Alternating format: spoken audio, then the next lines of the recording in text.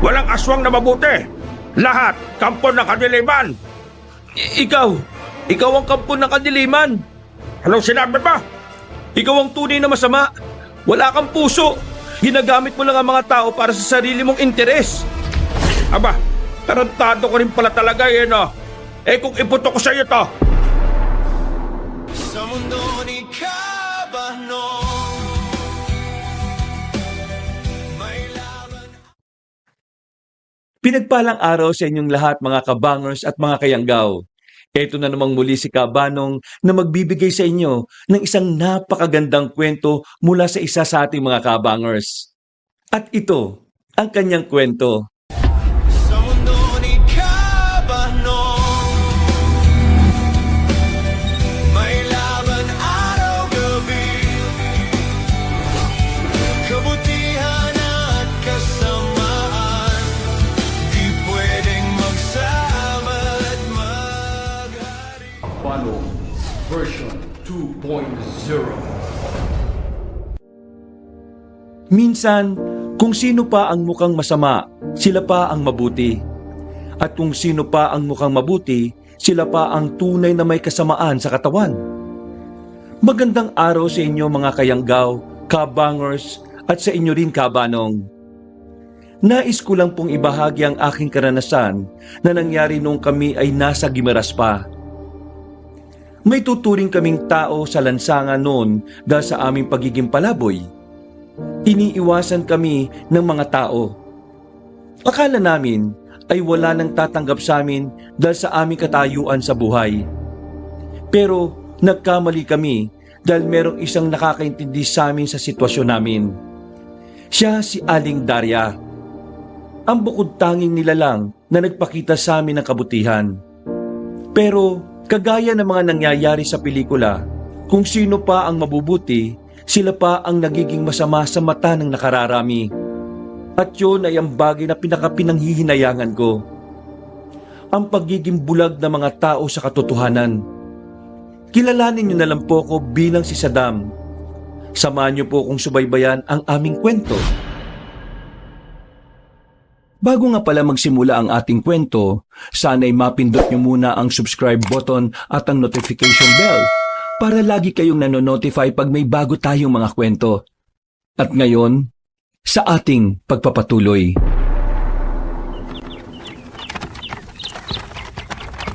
Kuya, nagugutom na ako. Wala na ba tayong pagkain? Masakit na talaga ang tiyan ko eh. Inubos mo na kanina yung natitirang tinapay eh. Wala nang laman yung lata natin. Paano yan, kuya? Nagugutom na ako.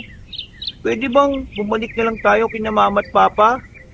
Kahit binubugbog tayo doon, nakakakain naman tayo ron, kuya eh. Hindi na tayo babalik doon kahit na kailan. Pinalayas na nga tayo, di ba? Mas mainam na rin yun kaysa mapatay tayo ng mga magulang natin languna sa droga. Eh dito sa lansangan, wala naman tayo makain. Huwag kang mag-alala. Gagawa ko ng paraan. Kaunting lakad pa.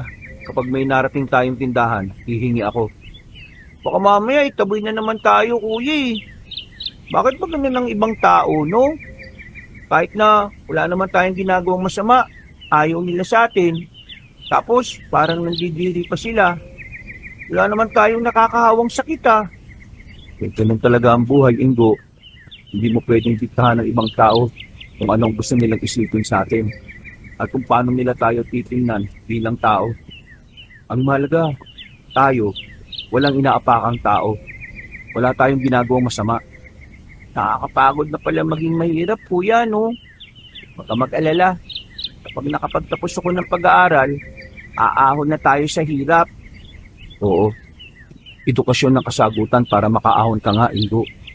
Kaya gagawin ni Kuya makakaya para makapag-aral ka ulit. Kuya, ayun oh, meron ng tindahan. Wala na kaming sinayang na sandali. Dali-dali na kaming nagtungo roon.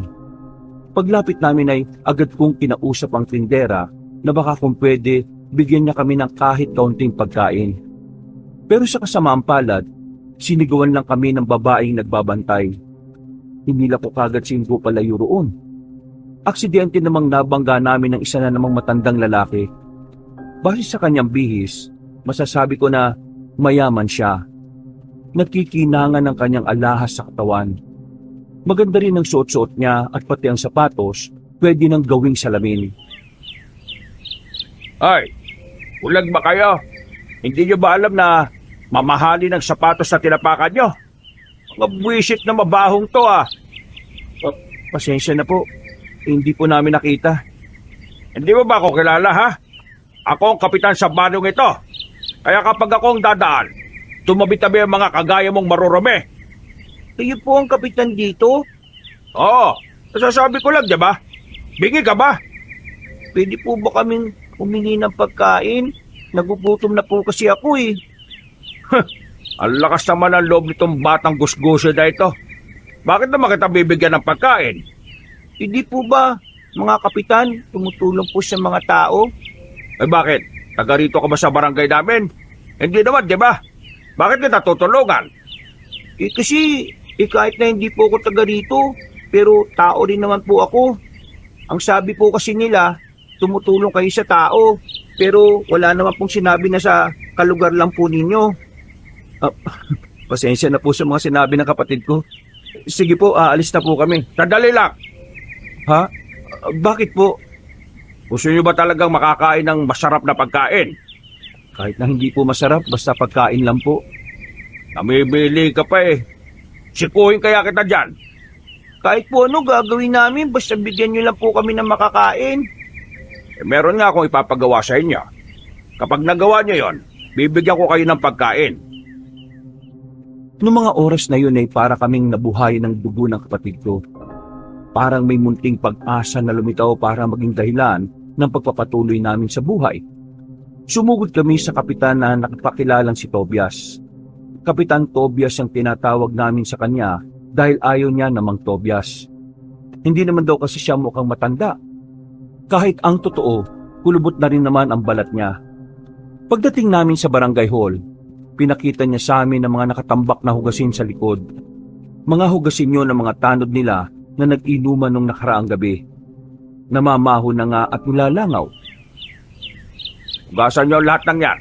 Kapag natapos na kayo, tsaka ko kayo bibigyan ng pagkain. Po? Ang dami naman po nito. Bakit kaya po ito naipon? Namamaho na po oh. Kaya nga sa inyo ko ipagagawa dahil namamaho na eh. Eh sanay naman kayo sa baho, di ba? Bakit? May reklamo ka ba? Oh, wala naman ho. Sige po, gagawin po namin. Eh mabuti naman kung ganon. O sige na, bilisan nyo dyan para magamit namin yung mga pinggan. Patawa-tawa pa sila nang iwan kami roon. Wala man lang silang binigay na sabon. Tanging tubig lang ang naroroon. Mabuti na lang ay nakahanap si Ingo ng sabon sa kabilang gilid ng barangay hall. Nasimulan namin ang paghuhugas. Halos tumagal kami ng 1 oras dahil sa sobrang nakadikit na ang mga sebo sa pinggan at kawali. Pagod na pagod ako noon, kabanong. Wala rin namang ginawa halos Ingo dahil hindi naman niya abot ang lababo. Ayan, malinis na. Tapos na. Makakakain na tayo. Talaga kuya? Makakakain na tayo? Oo, tapos na trabaho natin eh. Sabik na sabik kami noon. Pinuntahan na namin si Kapitan Tobias sa opisina niya. Pagbungad namin sa pintuan, agad siyang tumayo at sinabihan kaming lumabas. Pumapasok daw kasi ang amoy namin sa opisina niya. Tapos na kasi naming hugasan yung mga pinggan at kawali. Pwede na po ba kami makakain? Hindi pa. Ho? Bakit naman hindi pa? May pagagawa pa ako sa inyo. Pero ang sabi nyo, maghuhugas lang kami ng plato ah. May sinabi ba kung yun lang ang gagawin nyo? Wala naman, di ba? Edong, halika rito. Edong! Wisit ka. Nasaan na naman ba to si Edong? Nandiyan na, Tiyo! Isang lalaking payatang dumating. Sa palagay ko ay kasing idaran ko lang siya. Nakayuko siyang humarap sa kapitan. Nakatikim pa siya ng malakas na batok mula sa matanda. Naawa naman ako sa kanya pero hindi na lang ako nakialam. Saan ka na naman ba nagpupunta, ha? Di ba sabi ko sa'yo, kapag tinawag kita, isang tawag lang? Pasensya na po. May inutos po kasi sa akin si Aling Mirna. Kaya nahuli po ako ng lapit. Ano po bang ipapagawa ninyo? Di ba meron akong pinapakuha sa iyo sa gubat? Yung mga tuyong sanga. Kunin mo. Eto, meron ka na makakasama. Kunin nyo na lahat kasi bukas, kaarawan ni Kagawad Ron. Magluluto kami rito. Sino po sila? Sinabi ko ba magtanong ka? Umilos na kayo. Tadyakan kita riyan eh. Iritadong umalis sa matandang kapitan. Naiwan kaming nakatingin sa lalaking si Edong. Mapungay ang mga mata niya. Parang puyat. Parang walang kinaing matino kasi mukhang nanghihina. Sumunod kayo sa akin. Nauna nang naglakad ang lalaki.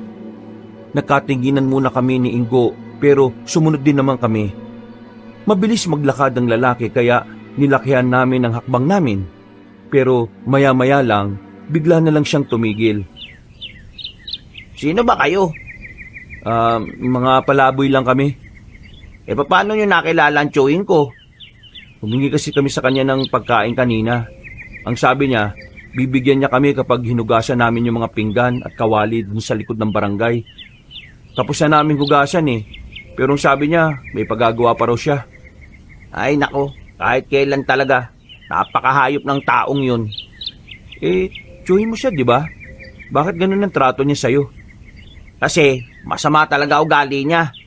Hindi ko nga alam kung paanong nanalong kapitan yun eh. Wala namang magandang nangyayari sa barangay namin. Puro lang sila okasyon.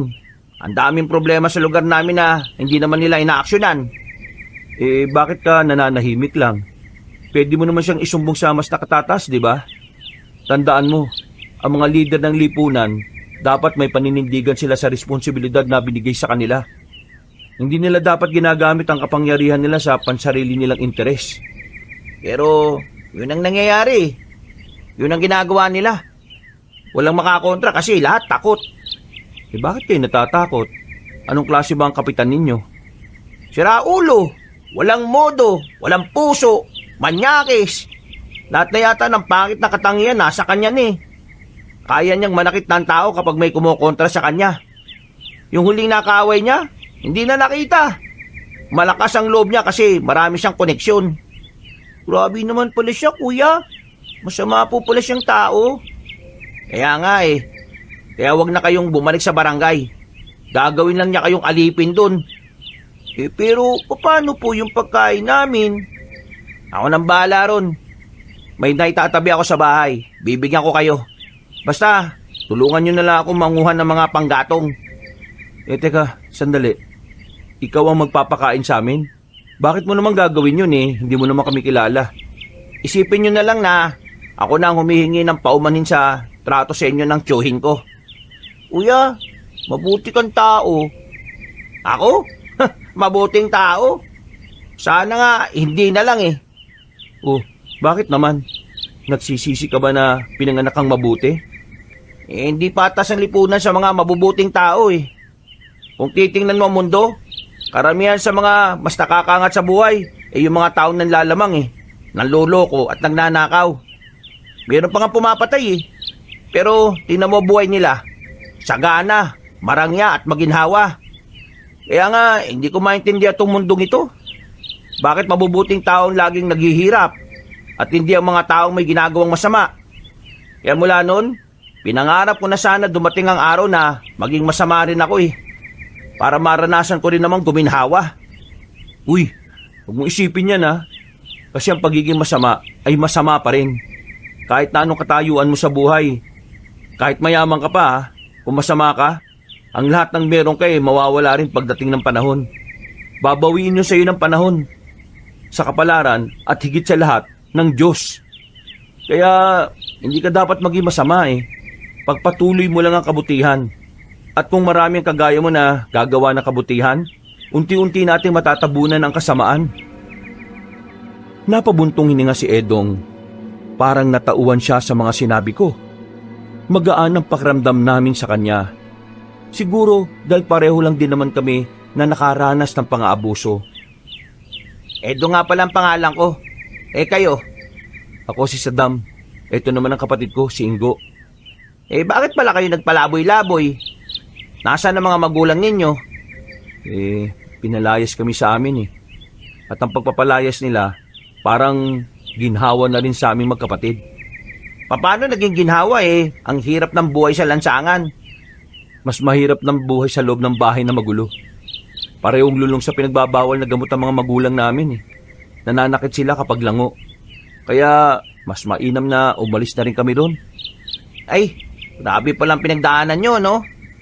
Eh, ikaw, nasaan ang mga magulang mo? Eh, si Papa, patay na. Sakit sa baga.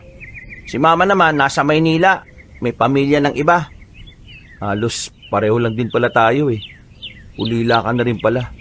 Ulila na rin kami. Siguro, makakasundo tayo sa maraming bagay. Pero, tara na.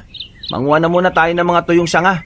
Para pagkatapos, sumama kayo sa akin sa bahay. Kakain tayo. Pakiramdam namin noon ay nagkaroon kami ng bagong dahilan para mabuhay. Naging kaibigan namin si Edong kahit na yun ang unang pagkakataon na nakausap namin siya. Matapos naming manguha ng panggatong, pumunta na rin kami sa bahay niya. Yari sa kahoy ang bahay niya. Bulok na ang ibang dingding, pati na rin ang ibang haligi. Pero sa loob, maayos naman at malinis. Pasensya na kayo ha. Pamana lang kasi sa akin to ni Papa bago siya namatay. Hindi ko naman maipagawa kasi wala naman akong malaking pera. Hindi sumasakto ang kinikita ko sa kung ano-anong racket eh. Ayos lang naman. Ang mahalaga nga eh, meron kang bahay. Mag-isa lang naman ako dito. Gusto niyo bang tumuloy na muna rito? Ha? Sigurado ka ba? Ngayon mo lang naman kami nakilala. Bakit ka nagtitiwala sa amin? Nagtitiwala ako sa inyo kasi nararamdaman kong mabuti kayong tao eh. At iisa tayo ng pinagdaanan. Napangiti na lang kami noon. Maya-maya pa, inilabas na ni Edong ang kawali. Naglabas din siya ng kamatis, bawang at sibuyas. Pati na rin ang galunggong na 6 na piraso. Niluto niya yon. Pagkatapos, sinaing naman ang sinunod niya. Hindi ko alam kung bakit ganun kabait si Edong. Pero isa lang ang alam namin. Hulog siya ng langit para sa aming magkapatid. Sabay kaming kumain. Kahit galunggong lang ang nasa pagkainan, masarap na yon para sa aming tatlo. Malaking bagay na yon. Matapos kumain, napatambay na lang kami sa harapan. Si Ingo naman nakatulog na dahil sa kabusugan. Wala akong sariling linya ng tubig dito eh. Pero may malapit naman na ilog. Doon tayo pwedeng maligo. Ayos. Buti na lang nakapagdala kami ng mga susuotin. Edong, may itatanong pala sana ako sa'yo. Sige lang, tanong mo lang. Wag lang mata. Wala akong alam dun eh. Doon sa barangay, meron kasi ako napansin na malalaking lambat eh. Tapos, may mga mahahabang patalim, itak, katana, at kung ano-ano pa. Saan nila ginagamit yon? Nanguhuli ba sila ng hayop sa gubat? Nang itanong ko yon kay Edong, ay napansin ko ang pagbabago ng kanyang reaksyon. May halong kaba at meron ding inis. Kaya akala ko noon, ayaw niyang pag-usapan ang bagay na yon. Wag mo na lang pala sagutin. Hayaan mo na sa mga aswang. Sa alin? Sa aswang. Doon nila ginagamit yung mga kagamitan na yon. Teka, ibig sabihin, nanghuhuli sila ng aswang? Oo. Yung mga tanod na kasama niya at ang ilan pang residente sa amin, sila nanguhuli ng aswang. Kapag kabilugan ng buwan, umaalis sila at nagpupunta sa kagubatan. Aba, kakaibang libangan yun ah. Bakit naman sila nanguhuli ng aswang? Hindi ba sila natatakot? Mababangis ang mga aswang, di ba? Hindi naman sila natatakot eh. Kasi sanay na sila sa ginagawa nila. Ano palang ginagawa nila sa mga aswang kapag nahuhuli nila? Pinapatay nila? Hindi. Pinagkakapirahan nila. Binibenta nila sa mayayamang banyaga. Ha? Pwedeng ibenta ang aswang? Totoo? Oo. May mga tao kasing natutuwa sa aswang kasi maalamat yun dito sa Pilipinas. Ilang beses nang nakahuli sila tiyo ng aswang eh. At ilang beses rin sila nakapagbenta. Itong malapit na naman na kabilugan ng buwan, paghahanda na naman nila yung panghuhuli ng aswang. Grabe. Kinikilabutan ako. Hindi ko inakala na may mga kagaya nilang matapang na nanguhuli ng mababangis na nilalang. Alam mo kung bakit ang tapang nila? Kasi tungkol nga yun sa pera. Pero kapag tungkol sa karapatan ng isang tao, mga wala silang bayag. Lalo na yung tiyuhin ko. Teka, matanong ko nga rin pala, bakit napayag ka pa rin utos-utusan kanya kung hindi ka naman niya tinatrato ng tama? Kasi malalayasin niya ako dito sa bahay. Bago kasi mamatay si Papa, nagabilin siya kay Tiyo na alagaan ako At kasama ang bahay na ito sa hinabilin sa kanya. Sa akin ito nakapangalan Pero si Tiyo naman ang may kakayahan na ariin ito. Magagawa niya kahit na anong gusto niya. Kaya parang wala pa rin akong karapatan. Parang nakitira lang ako sa sarili kong bahay na pamana naman talaga sa akin ng tatay kong namayapa. Malalim ang paghinga na lamang na nagawa ni Edong. Sa maikling oras ng pagkakakilala namin, parang ang dami na kaagad naming nalaman tungkol sa buhay ng isa't isa. Akala ko noon, kami lang ni Ingo ang may nakakalungkot na buhay. Pati rin pala si Edong. Mag-isa lang siya, na di gaya ko na may kakamping lumalaban sa buhay. Mabilis na sumapit ang kinagabihan. Maaga kaming naglatag ng banig para matulog. Masaya ako noon kahit napapaano. Sa loob kasi ng isang buwan, yun ang unang beses na may natulugan kaming bahay. Kuya Saddam, dito na lang tayo. Ayaw ko na sa lansangan.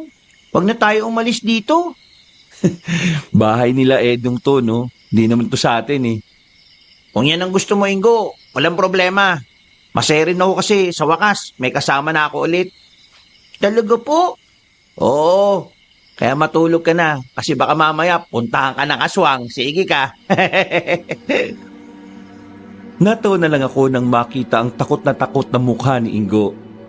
Makalipas ang 2 linggo, nasanay na rin kami sa sistema ng buhay sa kanilang lugar. Kagaya ni Edong, naging utusan na rin kami ni Kapitan Tobias. Wala rin naman kaming magawa dahil ang tinitirhan namin bahay, inangkina na matandang yon. Lahat ginagawa namin, lahat sinusunod namin basta utos ng kapitan. Kung minsan nga, labag na sa kalooban namin pero kailangan pa rin namin siyang sundin. Ganun kahirap maging kagaya namin. Pagpasensya nyo na si Tiyo kanina. Mainit na naman kasi ang ulo niya kasi ang daming problema sa barangay Ayos lang yun. Naiintindihan ko naman. Isa pa, natutulungan naman niya tayo Alam kong sinasabi mo lang yan kasi wala tayong ibang pagpipilian. Pero huwag ka mag-alala. Darating din ang araw na makakalis din tayo sa poder ng siraulo kong tiyuhin. Ikaw ba? Ayos ka lang ba? Nakita kita kanina, halos bugbugin ka ni Kapitan Tobias Nako, ayos lang naman ako. Sanay na ako sa mga ganun, no? Alam kong hindi ka ayos. Basta kapag hindi mo na kaya, pwede ka naman maglabas ng sama ng loob sa akin Hanip, the best ka talaga. Hindi pa tayo magkakilala na matagal pero alam mo pakiramdam ko, kilalang kilala na natin ang isa't isa. Teka, nasaan nga pala yung kapatid mo? Singgo. Inutusan ko lang bumili ng mantika. Kanina pa ba? Oh, ayan na pala Pasensya na po. Ang dami pong bumibili sa tindahan ni Aling Miray. Sige. Pasok mo na yan sa loob. Ipiprito ko na yung galunggong na uulamin natin. Kuya, nakita ko kanina sila Kapitan Tobias sa barangay Meron silang mga lambat tapos mga itak. Bakit sila gagamit ng ganon, kuya? Manguhuli ba sila ng isda? Kung manguhuli sila ng isda, bakit gagamit sila ng itak? Tapos yung lambat, ang lalaki ng butas. Paano mahuhuli yung isda? Ay nako, dami mo tinatanong. Pumasok ka na nga sa loob. Napapakamot na lang sa ulo si Ingo. Nagkatinginan naman kaming dalawa ni Edong. Iisa lang ang naisip namin. Maaring kabilugan na ng buwan noon, kaya naghahanda na sila Kapitan Tobias para manghuli ng mga aswang. Bumuntong hininga na lang ako at inasikaso na lang ang magiging hapunan namin. Ilang sandali lang ay natapos na rin kami. Bandang alas 11 ng gabi, tulog na si Ingo. Matutulog na rin sana ako pero sumenya sa akin si Edong. Sumunod ako sa kanya sa labas. Bakit? Anong meron? Gusto mo bang malaman kung paano sila nanguhuli ng aswang? Ha? Bakit? Alam mo ba kung saan sila nanguhuli? Meron silang pinupuntahan sa gubat eh. Palagi akong sumusunod sa kanila. Pero hindi ako nakakatsyempo na may nahuhuli sila eh. Hindi ba delikado yan? Ang ibig ko sabihin paano kapag nalaman ni Kapitan na nandun tayo? Anong gagawin niya sa atin? Malamang magagalit yun. Pero hindi naman niya malalaman eh. Kasi ilang beses ko nang ginagawa yun. Hindi naman niya ako nakikita. Kinakabahan ako sa sinasabi mo Subok lang naman. Malay mo, makita natin yung aswang. Di ba? Ang galing nun. Basta saglit lang tayo Walang kasama si Ingo rito Kahit na alam kong delikado ang gagawin namin, ay pinagbigyan ko pa rin si Edong. Sa isip-isip ko noon, hindi naman siguro kami mahuhuli nila Kapitan Tobias. Mabilis kaming naglakad papasok ng kagubatan. Medyo may kalayuan na rin yon sa barangay na tinutuluyan namin. Ano? Malayo pa ba? Malapit na tayo. Bakit? Natatakot ka na ba? Oo naman. Baka mamaya makita tayo nila Kapitan Tobias Ayoko pang mamatay, no? Patay agad? Kalma ka lang kasi, pre. Hindi nagtagal, natanaw na rin namin ang liwanag sa gitna ng kagubatan. At ayon kay Edong, sila Kapitan Tobias na yon dahil doon talaga ang pangkaraniwang pwesto nila kapag nag-aabang ng aswang. Kalmado lang naman silang nagpapahinga. Pasiga-sigarilyo na nga lang ang iba. Talasan niyo ang mga mata ninyo. Nakatanggap ako ng balita sa mga kakilala ko na ang mga aswang daw matatalino na raw ngayon. Kaya dapat mas matalino tayo. Tandaan nyo malaki ang bentahan ng mga aswang ngayon. Tiba-tiba tayo kahit makahuli lang tayo ng isa. Pero mas maganda sana kung makakahuli tayo ng 2 o 3 o mas marami pa. Ramdam na ramdam namin ang tuwa nila habang pinag-uusapan ng perang maaari nilang kitain. Habang kami, nakikinig lang, naghihintay kung ano ang mangyayari. Maya-maya lang, narinig na namin na pinatigil na ni Kapitan Tobias ang mga kasama niya sa pagsasalita. Kinabahan na ako noon, Kabanong. Pakiramdam ko kasi, meron ng aswang sa paligid. Saddam, mukhang ito na yung matagal kong hinihintay. Makakakita na rin ako ng totoong aswang. Kinakabahan nga ako Baka mamaya, Ihatad nyo na ang mga lampat. Mauhuli na natin to. Ayan na, ayan na. nagawa pa talaga masabik ni Edong. Halatang halata na matagal na niyang hinihintay ang pagkakataong yon.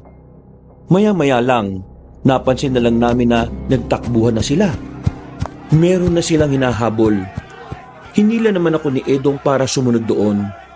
Nang makarating na kami sa kakahuyan, tumigil kami dahil tumigil na rin sila Kapitan Tobias.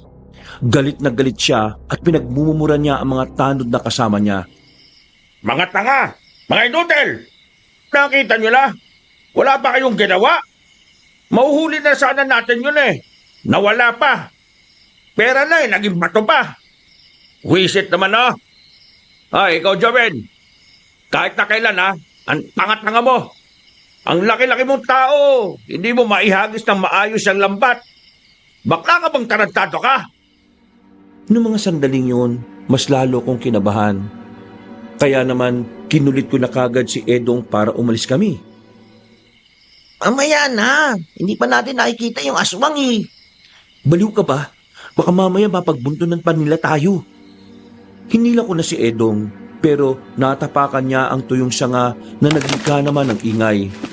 Agad naman napatingin sa amin sila Kapitan Tobias. At dahil doon, mas lalong lumakas ang tibok ng puso ko. Akala nila, kami ang aswang na hinahanap nila. Kaya wala silang sinayang na sandali. Nagmamadali silang lumapit sa amin. At saka malas-malasan, nabuko nilang nagtatago kami roon. Tayo? Anong ginagawa nyo rito? Tiyo, kasi... Bakit kayo nandito? Alam niyo bang malaking abala kayo sa amin, ha? Gusto lang naman po namin makita yung aswang eh. Gusto lang namin malaman kung paano nyo hinuhuli yung aswang. Tarantado! Isang malakas na sampal ang tinanggap ni Edong mula kay Kapitan Tobias. Nanlalaki naman ang mga mata ko noong mga sandaling yun. Sa lakas kasi ng sampal, dumugo agad ang pisngi niya. Tumingin naman ng masama sa akin si Kapitan. Hinablot niya ako ng malakas at tinuwakan sa pisngi ng mahigpit. Hoy, ikaw! Gulubi ka! Ginagawa mo rito? Sumama ka talaga sa inutil na pamangkin ko na yan? Alam mo bang dahil sa'yo, naantala ang paghahanap namin sa pera namin, ha? Oh, pasensya na po talaga. Wala naman po kami masamang gagawin eh. Gusto lang naman namin mapanood. Tanga ka rin eh! Wala akong pakialam kung anong gusto nyong gawin. Ang sinasabi ko, dahil sa inyo, kaya hindi na nagpakita ang aswang. Naramdaman niyang may ibang nandito. Tinulak ako ni Kapitan Tobias ng malakas. Tumihaya pa ako nang matumba ko. Agad namang lumapit sa akin si Edong at nagmakaawa sa tiyuhin niya. Tiyo, walang kasalanan si Dadam dito. Tutulong na sana siya pero isinama ko lang. Wala siyang kasalanan. Ako lang lahat to. Huwag niyo na siyang sasaktan. Magtutos tayo mamaya pag uwi ko. Manda ka sa akin. At pati ikaw, Saddam. Pati kapatid mong dugyot. Hinaplot kami ng mga kasama ni Kapitan Tobias. Marahan nila kaming kinaladkad. Nang makarating na kami sa barangay namin, patabog kaming binalandra sa bakuran. Kinuha nila si Edong. Naiwan ako sa bahay. Hindi ko alam kung ano ang gagawin ko noon. Kung susunod ako, mapapahamak din ako. Pero kung hindi ako susunod, baka kung anong gawin nila kay Edong. Kuya, anong nangyari sa'yo? Bakit ka umiiyak? Wala, ayos lang ako. Sige na, pumasok ka na sa loob. Hindi ka ayos, kuya eh. Kitang-kita ko sa mukha mo eh. Nasaan po ba si Kuya Edong? Hindi na ako nakapagsalita, Kabanong. Hindi ko rin kasi alam kung paano ko ipapaliwanag sa kapatid ko ang nangyari. Makalipas ang halos 5 minuto, naalarma kami nang biglang dumating si Edong. Duguan ang mukha niya. Sira-sira ang damit. Sa itsura niya, halatang binugbog siya ng mga tanod ni Kapitan Tobias. Diyos ko, anong kinuha nila sa'yo? Umalis na kayo. Ha? Umalis na kayo, Saddam. Ikaw nang isusunod ni Tiyo pati ang kapatid mo. Kilala ko si Tiyo. Kaya niya pumatay ng tao kapag hindi nangyari ang gusto niya. Sige na, umalis na kayo. Baka mapuntahan pa nila kayo dito. Pero, paano ka? Ayos lang ako. Huwag niyo akong intindihin. Diba sabi ko sa'yo, sanay na ako sa ganito. Kaya sige na, pakiusap. Umalis na kayo. Hindi ko mapapatawad ang sarili ko pag pati kayo sinaktan niya. Kahit na ayaw ko siyang maiwan, sinunod ko na lang ang sinabi niya para hindi masayang ang sakripisyo na ginawa niya. Kinuha ko kagad si Ingo at kinarga ko. Agad-agad din kaming umalis. Habang papalayo kami, nakita ko pa sila Kapitan Tobias na kararating lang din sa tapat ng bahay nila Edong.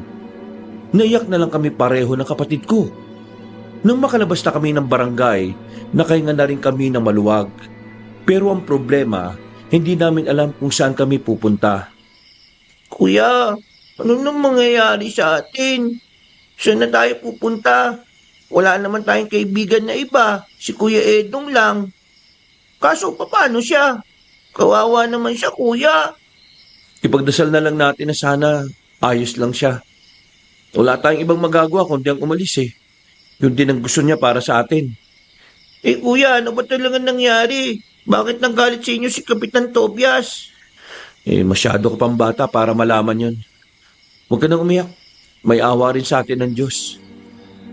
Pinagpatuloy na lang namin ang paglalakad hanggang sa meron na kaming nakitang kanto. Para siyang dating talyer base sa dami ng mga nakatambak na gulong sa gilid.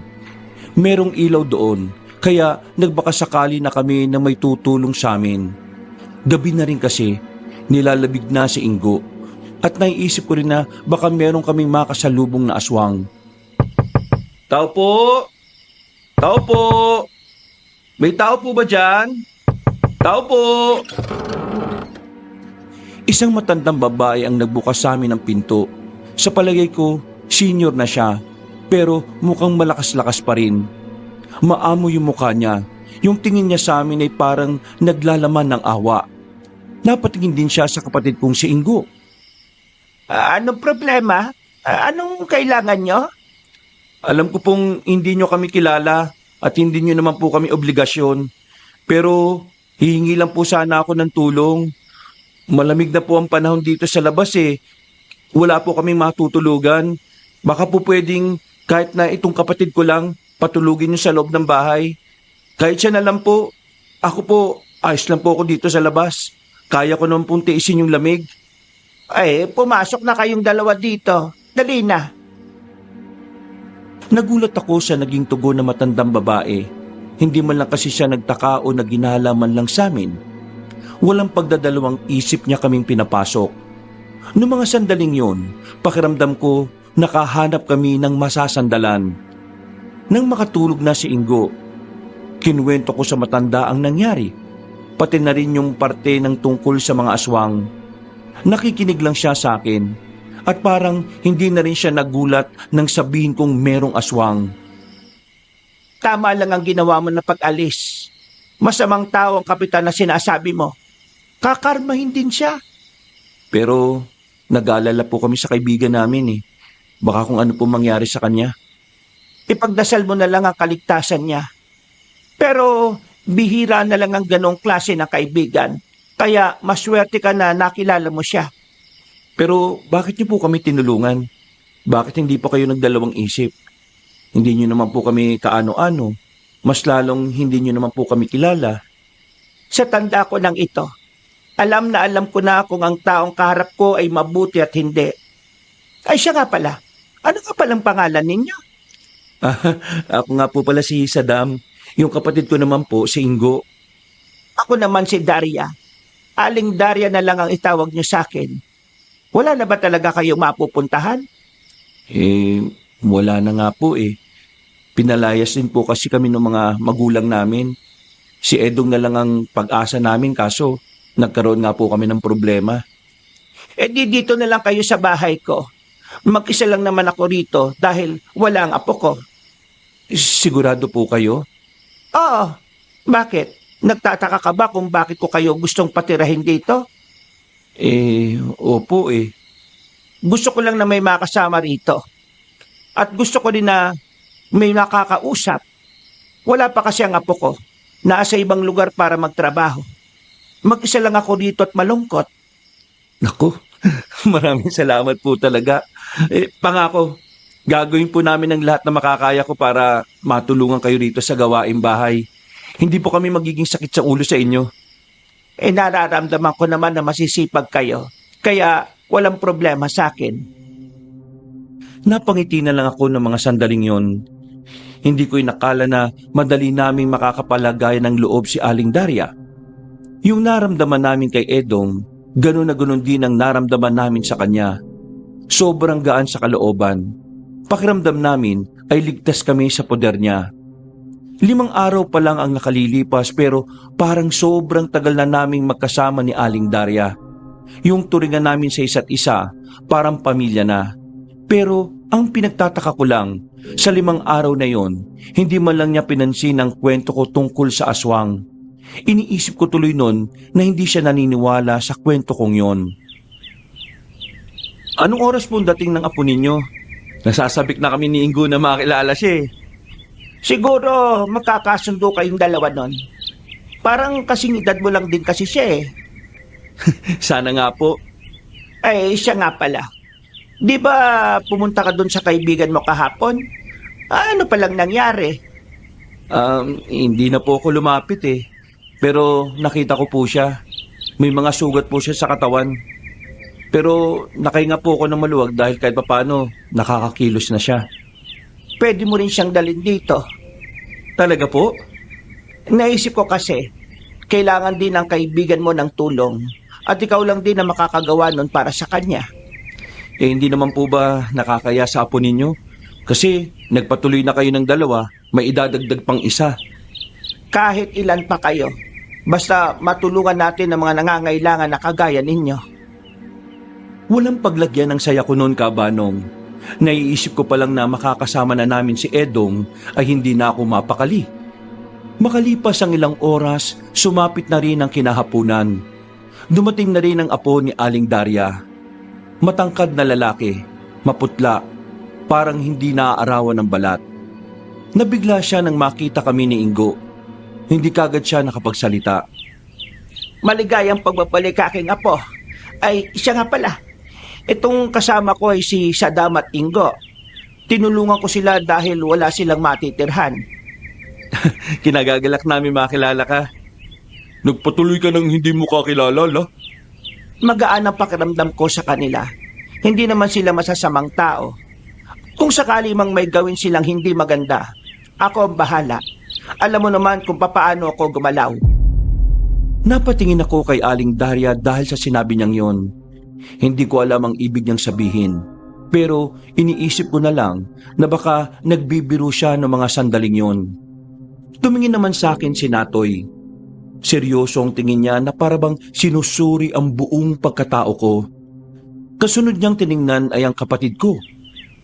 Kuya Natoy ang pangalan niyo po, di ba?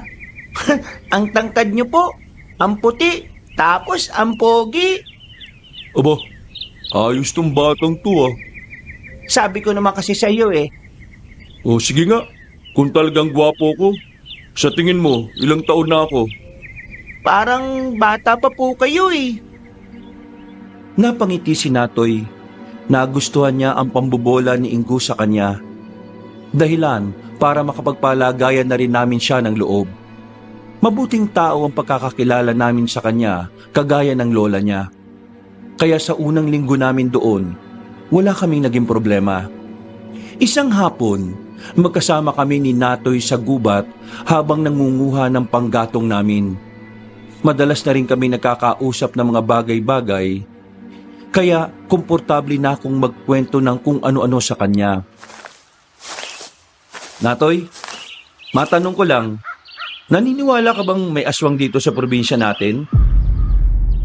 Napatigil siya sa paglalakad. Tumingin siya sa akin ng seryoso. Nakaramdam naman ako ng pagkailang.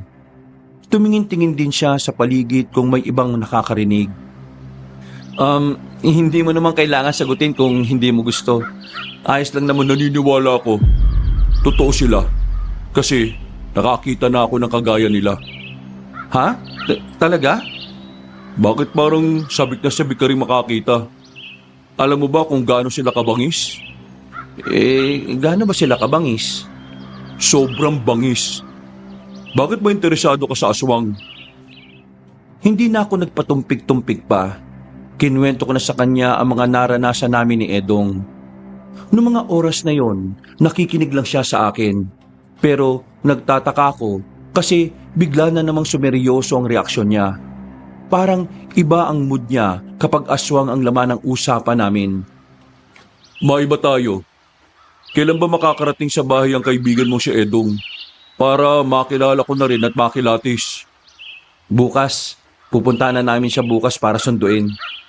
Hirap kasi siyang makaalis kasi pantay sarado siya ng tiyuhin niya eh. Sige, sasamahan ko na kayo. Naku, salamat ha. Pwede ba ako magtanong? Ano yun?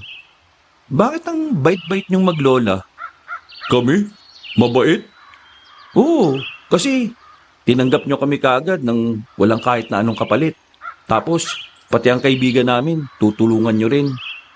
Siguro, dahil mabait lang talaga si Lola. At sa kanya ako nagmana. Napangiti na lang ako ng mga sandaling yon, Kabanong. Hindi ko kasi inakala na makakasundo ko si Natoy. Unang tingin ko pa lang kasi sa kanya noon ay masungit na siya. Pero nagkamali ako. Kinabukasan ng hapon, naganda na rin kami ni Natoy para sunduin si Edong sa bahay niya. Kailangan namin mag-ingat dahil hindi kami pwedeng makita ni Kapitan Tobias. Ayaw niya kasing paalisin si Edong sa poder niya para meron pa rin siyang mauutusan. Nandito na tayo sa barangay namin. Layo-layo rin pala ang bahay dito, no? Sa bandang likuran kasi ito ng barangay, kaya kakaunti lang ang bahay. Pero dun sa may bandang bahay ni Edong, medyo makakalapit na. Sabi mo nga sa akin kapag nakita mo na yung kapitan na sinasabi mo. Lilintikan ko. Binugbog nun si Ingo, di ba? Binugbog? Hindi. Pero minsan, nasasampal lang. Sampal? Kahit pa, yayariin ko siya. Natoy, hindi tayo nagpunta rito para makipagbasag ulo ha. Ang prioridad natin, si Edong. Kasi kailangan na niyang makaalis eh. Huli kong kita sa kanya, marami na naman siyang sugat at pasa sa katawan. Sige, pipigilan ko ang sarili ko. Naglakad na rin kami papunta sa bahay ni Edong. Nakasombrero kaming dalawa para hindi kami basta-basta makilala ng mga tao roon. Lahat kasi ng mga nakatira malapit kay Edong ay loyal sa kapitan. Kaya hindi nila ako pwedeng makilala. Malamang kasi sa malamang, isusumbong nila ako. Binilisan namin ang lakad hanggang sa matanaw na namin ang bahay ni Edong. Wala siya sa bakuran. Kaya dali-dali kami lumapit para sumilip sa bintana. Inabutan namin si Edong na pinapahiran ng langis ang sugat niya sa tuhod. Edong! Edong! Uy! Edong! Uy, mambira ka. Bakit bumalik ka pa? Di ba nagkasundo na tayo? Isasama na kita paalis? Mabilis na binuksan ni Edong ang pintuan at pinapasok kami. Sinarado niya ang bintana at sinigurong walang makakarinig sa amin. Pero ayaw ko madamay pa kayong magkapatid. Ayos na ako dito. Basta, wala ako nadadamay na hindi naman dapat. Para ka na rin namin kapatid ni Ingo. Kaya hindi ka na ibang tao. Ayos lang madamay. Kasi ganun ang pamilya, di ba? Problema ng isa, problema ng lahat. Pero kasi wala nang pero-pero. Mag-impake ka na. Teka, sino naman tong isa? Si Natoy. Yung lola niya yung kumukup sa amin. Mabait yan si Natoy. Nasaan na yung kapitan na nanakit sa'yo? Bubugbugin ko. Uy, ka? Hindi mo siya kakayanin, pre. Marami siyang bataan eh. Hindi niyo alam kung anong kaya kong gawin. Kaya kong pumalag sa 50 ng tao. Basta walang baril, suntukan lang. Napakamot na lang ako sa pinagsasasabi ni Natoy. Pero maya-maya lang din ay nag-asikaso na si Edong. Palabas na sana kami pero nakita namin sa labas na paparating sila Kapitan Tobias. Natataranta kaming bumalik sa loob. Ang unang naisip ni Edong ay pataguin kami sa loob ng lumang aparador. May kalakihan naman yon kaya kasyang-kasya kami roon. Kinuha na rin namin ang mga naimpake niyang damit para hindi makita ni Kapitan Tobias. Tiyo, anong kailangan nyo? Anong ginagawa mo? Wala po, naglilinis lang ng sugat. Ihanda mo sarili mo mamayang gabi ha. Bakit tiyo? Nakatanggap ako ng tip na mamaya. Maraming aswang ang gagala sa gubat. Hindi ko alam kung anong meron. Pero pagkakataon na namin yun para pumera. Anong kinalaman ko doon, tiyo? Malamang, ikaw ang gagawin namin pain para mahuli namin sila. Para naman magkaroon ka ng silbi. Pero tiyo, delikado pong ipapagawa nyo sa akin. Pwede po ako mamatay sa gagawin nyo. Wala namang manghihinayang kapag namatay ka eh. Kaya ayos lang. Pero kung sakali namang mabuhay ka, di maganda. May mauutusan pa rin ako. Naku, pasensya na tiyo. Pero natatakot po kasi ako sa gagawin ko na yun. Baka hindi na ako sikatan ng araw kapag Mas lalo kang hindi nasisikatan ng araw kapag hindi ka sumunod sa gusto ko. Huwag mo akong banasin ha. Kung hindi lang dahil sa inyo ni Saddam nung nakaraan meron na sana kaming nahuli. Pero nawala kami sa focus dahil sa kagagawan ninyo. Narinig na lang namin ang malalakas na sampal. Sa lakas ng sampal, may kumalubog din. Palagay namin ay si Edong yun na humampas pa sa dingding. Ramdam kong nanggigigil na rin si Natoy habang nasa aparador kami. Galit na galit kasi siya kay Tobias dahil nalaman nitong sinaktan ng kapitan si Ingo. Paborito kasi ni Natoy ang kapatid ko, kaya ganun na lang ang inis niya. Sa ayaw at sa gusto mo, susunod ka sa akin. Kailangan namin makahuli mamaya. Kailangan ko ng pera. Kailangan ko ng yaman.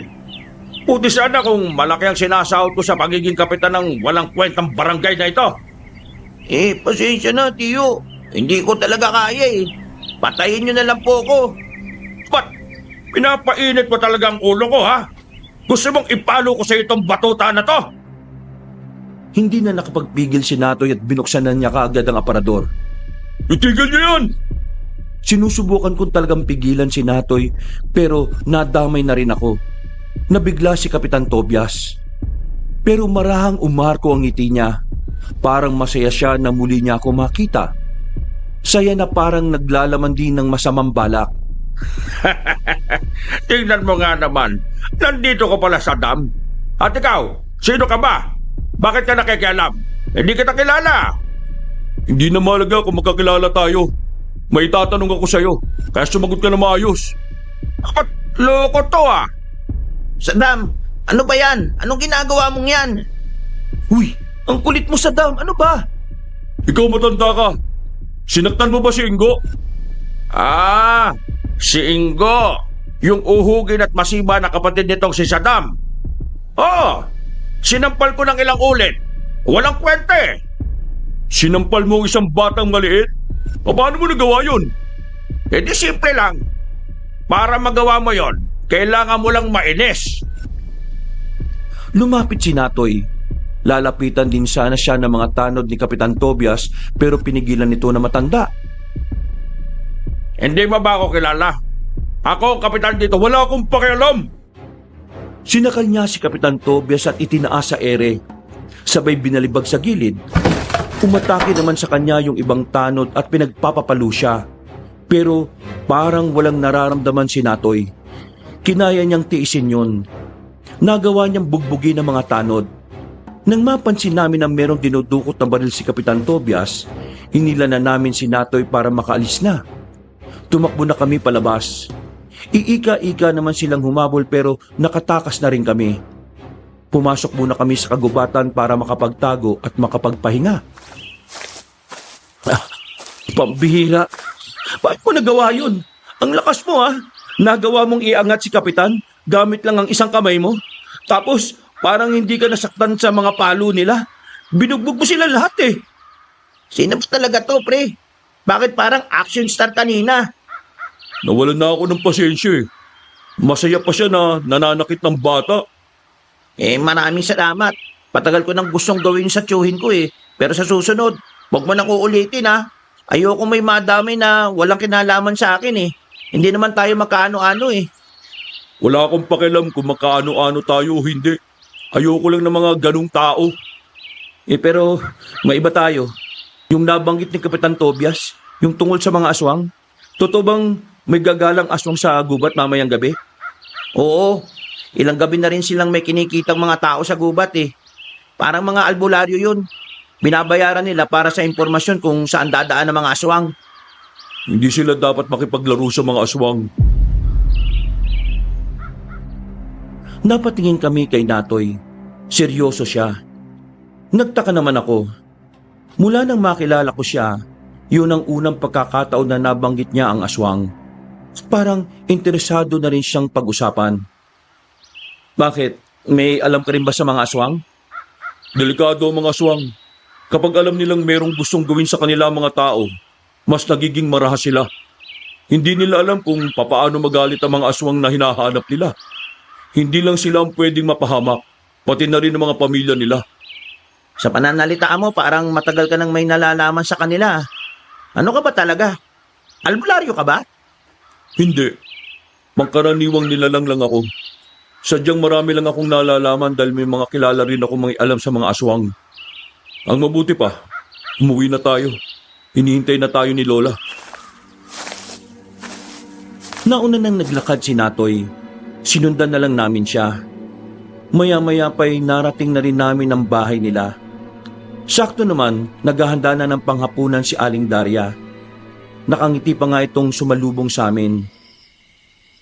Nako, sakto ang dating ninyo. Ay teka, ikaw na ba si Edong? Opo, ako nga po. Maraming salamat nga po pala dahil pinatuloy niyo po sila rito. At ngayon, kasama na rin ako. Nako, walang anuman. O sige, pumasok na kayo.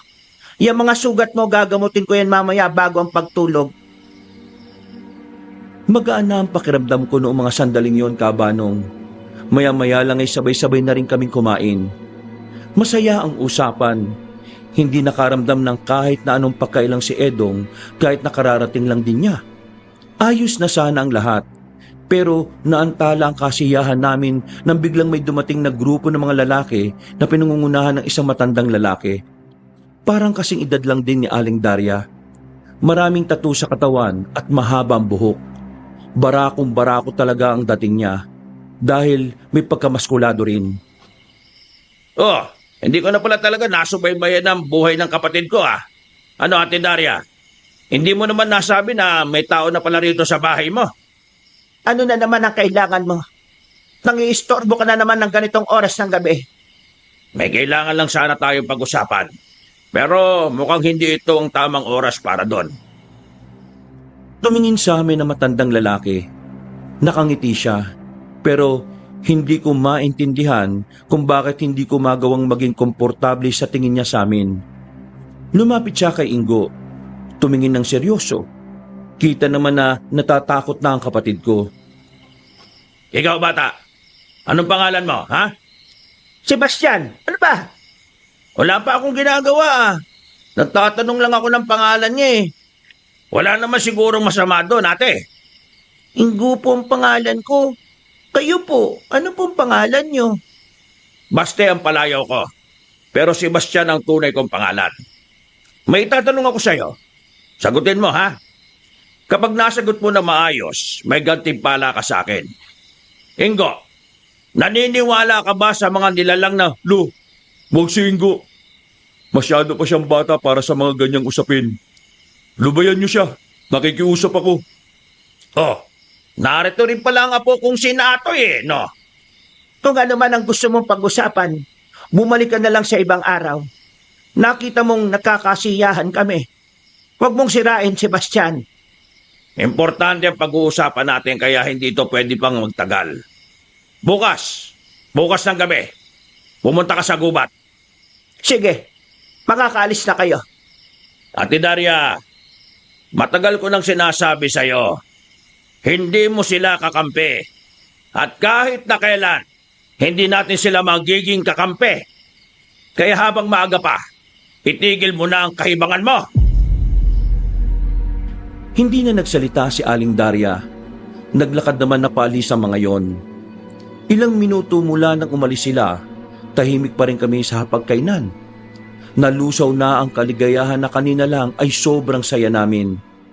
Wala akong ideya kung ano ang pinag-uusapan nila. Pero isa lang ang nasisiguro ko noon. Meron silang hindi sinasabi at kung ano man yon, palagay ko'y hindi yung basta-basta. Kinabukasan, kapansin-pansin ang pagiging tahimik ni Aling Daria. Hindi siya ganon tuwing mauuna ng magising ng umaga. Kasi si Natoy din, tahimik lang din siya. Hindi naman sila matamlay. Sadyang parang meron lang silang iniisip. Mabilis na lumipas sa mga oras. Sumapit na rin ang kinagabihan. Matamlay ang naging hapunan namin dahil hindi kami nagkasabay-sabay. Mga bandang 9:00 ng gabi, nagpaalam sa amin na maglola. Umalis sila para siguro makipagkita kay Mang Baste. Sigurado ka ba talaga na mapagkakatiwalaan yung maglola? Parang hindi maganda ako tungko eh. Nararamdaman kong mabubuting tao sila. Tingnan mo ah. May hindi sila sinasabi sa atin eh. Yung pananalita ng matandang lalaki kagabi, parang may laman eh. Parang may ibang ibig sabihin. Pare, hindi kaya... Ano? Hindi kaya miyembro sila ng mga rebelde? Natawa na lang ako sa sinabing yun ni Edong. Wala naman kasi sa itsura na maglola na rebelde sila. Ni minsan, wala rin akong nakitang mga basihan para pag-isipan sila ng ganun. Hindi eh. Pakiramdam ko, hindi naman. Pero nahihiwagaan din ako. Parang gusto kong alamin eh. Susunod tayo? Wag, ako na lang. Pakibantayan na lang si Ingo. Hindi, sasama ako. Wag na. Baka pag nalaman nilang sumusunod ako, madamay ka pa. Ano ka ba? Nadamay ka rin naman nung niyaya kitang sundan sila Tiyo. Kaya wala na sa akin kung madadamay man ako. Tara na, habang tulog pa kapatid mo. Dahil masyado kong naiintriga kung ano ang tinatago nila Aling Daria at Natoy, kahit walang kasama si Ingo sa bahay, lumabas kaming dalawa ni Edong. Sinundan namin ang direksyon na pinuntahan ng maglola. Hindi naman kalayuan ang nilakad namin ni Edong at narinig na rin namin ang pamilyar na boses. Tinig yun ni Aling Daria na parang nakikipagtalo. Kaya naman gumilid na muna kami para pakinggan ang pag-uusap nila. Sabi ko na sa iyo noon, ayoko na. Iba na ang buhay na gusto kong tahakin. Ayaw ko na. Hindi mo ba naiintindihan ang sitwasyon natin, Daria? Hindi sila tumitigil na tugisin ang angkan natin. At ang mas masakit pa rito, pinagkakapirahan lang nila ang mga kagaya natin. Hindi ka ba nagagalit sa ginagawa nila? Wala rin naman pagkakaiba ang ginagawa nila sa ginagawa ninyo. Mas masahol pa nga ang ginagawa nyo, hindi ba? Kaya siguro nangyayari ang lahat ng ito dahil ayaw nyo magbago. Ayaw nyong piliin ang buhay na tahimik. Buhay na tahimik? Kahit kailan, hindi matatahimik ang buhay ng mga kagaya natin, Ate Daria. Hanggat nandyan ang mga tao, hindi tayo magkakaroon ng kapayapaan. Habang buhay nila tayong tutugisin. Dahil habang buhay din kayong nagpaparamdam sa kanila. Kung sana nanahimik kayo, iisipin nilang ng mga tao na hindi tayo totoo. Nahaka-haka lang ang mga kagaya natin. Mali ang pananaw mo, Baste. May mga kauri tayong gusto ng mamuhay ng payapa. Pero ikaw, sinasama mo sila sa kasamaan. Dahil yon ang tama. Kung hindi kami gagawa ng masama, aabuso ang mga tao. Kung ayaw mong sumama, bahala ka sa buhay mo. Basta wag mo lang kaming pakikialaman. Papatayin namin silang lahat. Ipaparamdam namin sa kanila kung gaano kasarap ang galit ng mga aswang. Nang matinig namin ang salitang yun, naramdaman ko kagad ang panginginig ni Edong. Ako naman ay pinagpapawisan ng malamig. Hindi namin inaasahan na may matutuklasan kaming madilim na sikreto. At ang nakakakilabot pa rito, maaring ganun din ang maglolang si Aling Daria at si Natoy. Hindi na kami nagtagal doon. Agad na rin kaming umalis. Mabuti na lang at hindi nila kami naramdaman. Mga ilang sandali lang, nakarating na rin kami sa bahay. Natataranta na kami. Nalilito. Dahil ang mga nilalang na kinatatakutan namin ay malapit lang pala sa amin. Kung aswang yung Mang Baste, ibig sabihin lang nito, aswang din si Natoy at si Aling Daria. Kasi magkakadugo sila eh. Ay nako, yan na nga ba sinasabi ko eh. Hindi ka dapat nagtitiwala sa kanila. Pero narinig mo naman ang usapan nila, di ba? Hindi masama si Aling Daria at Natoy.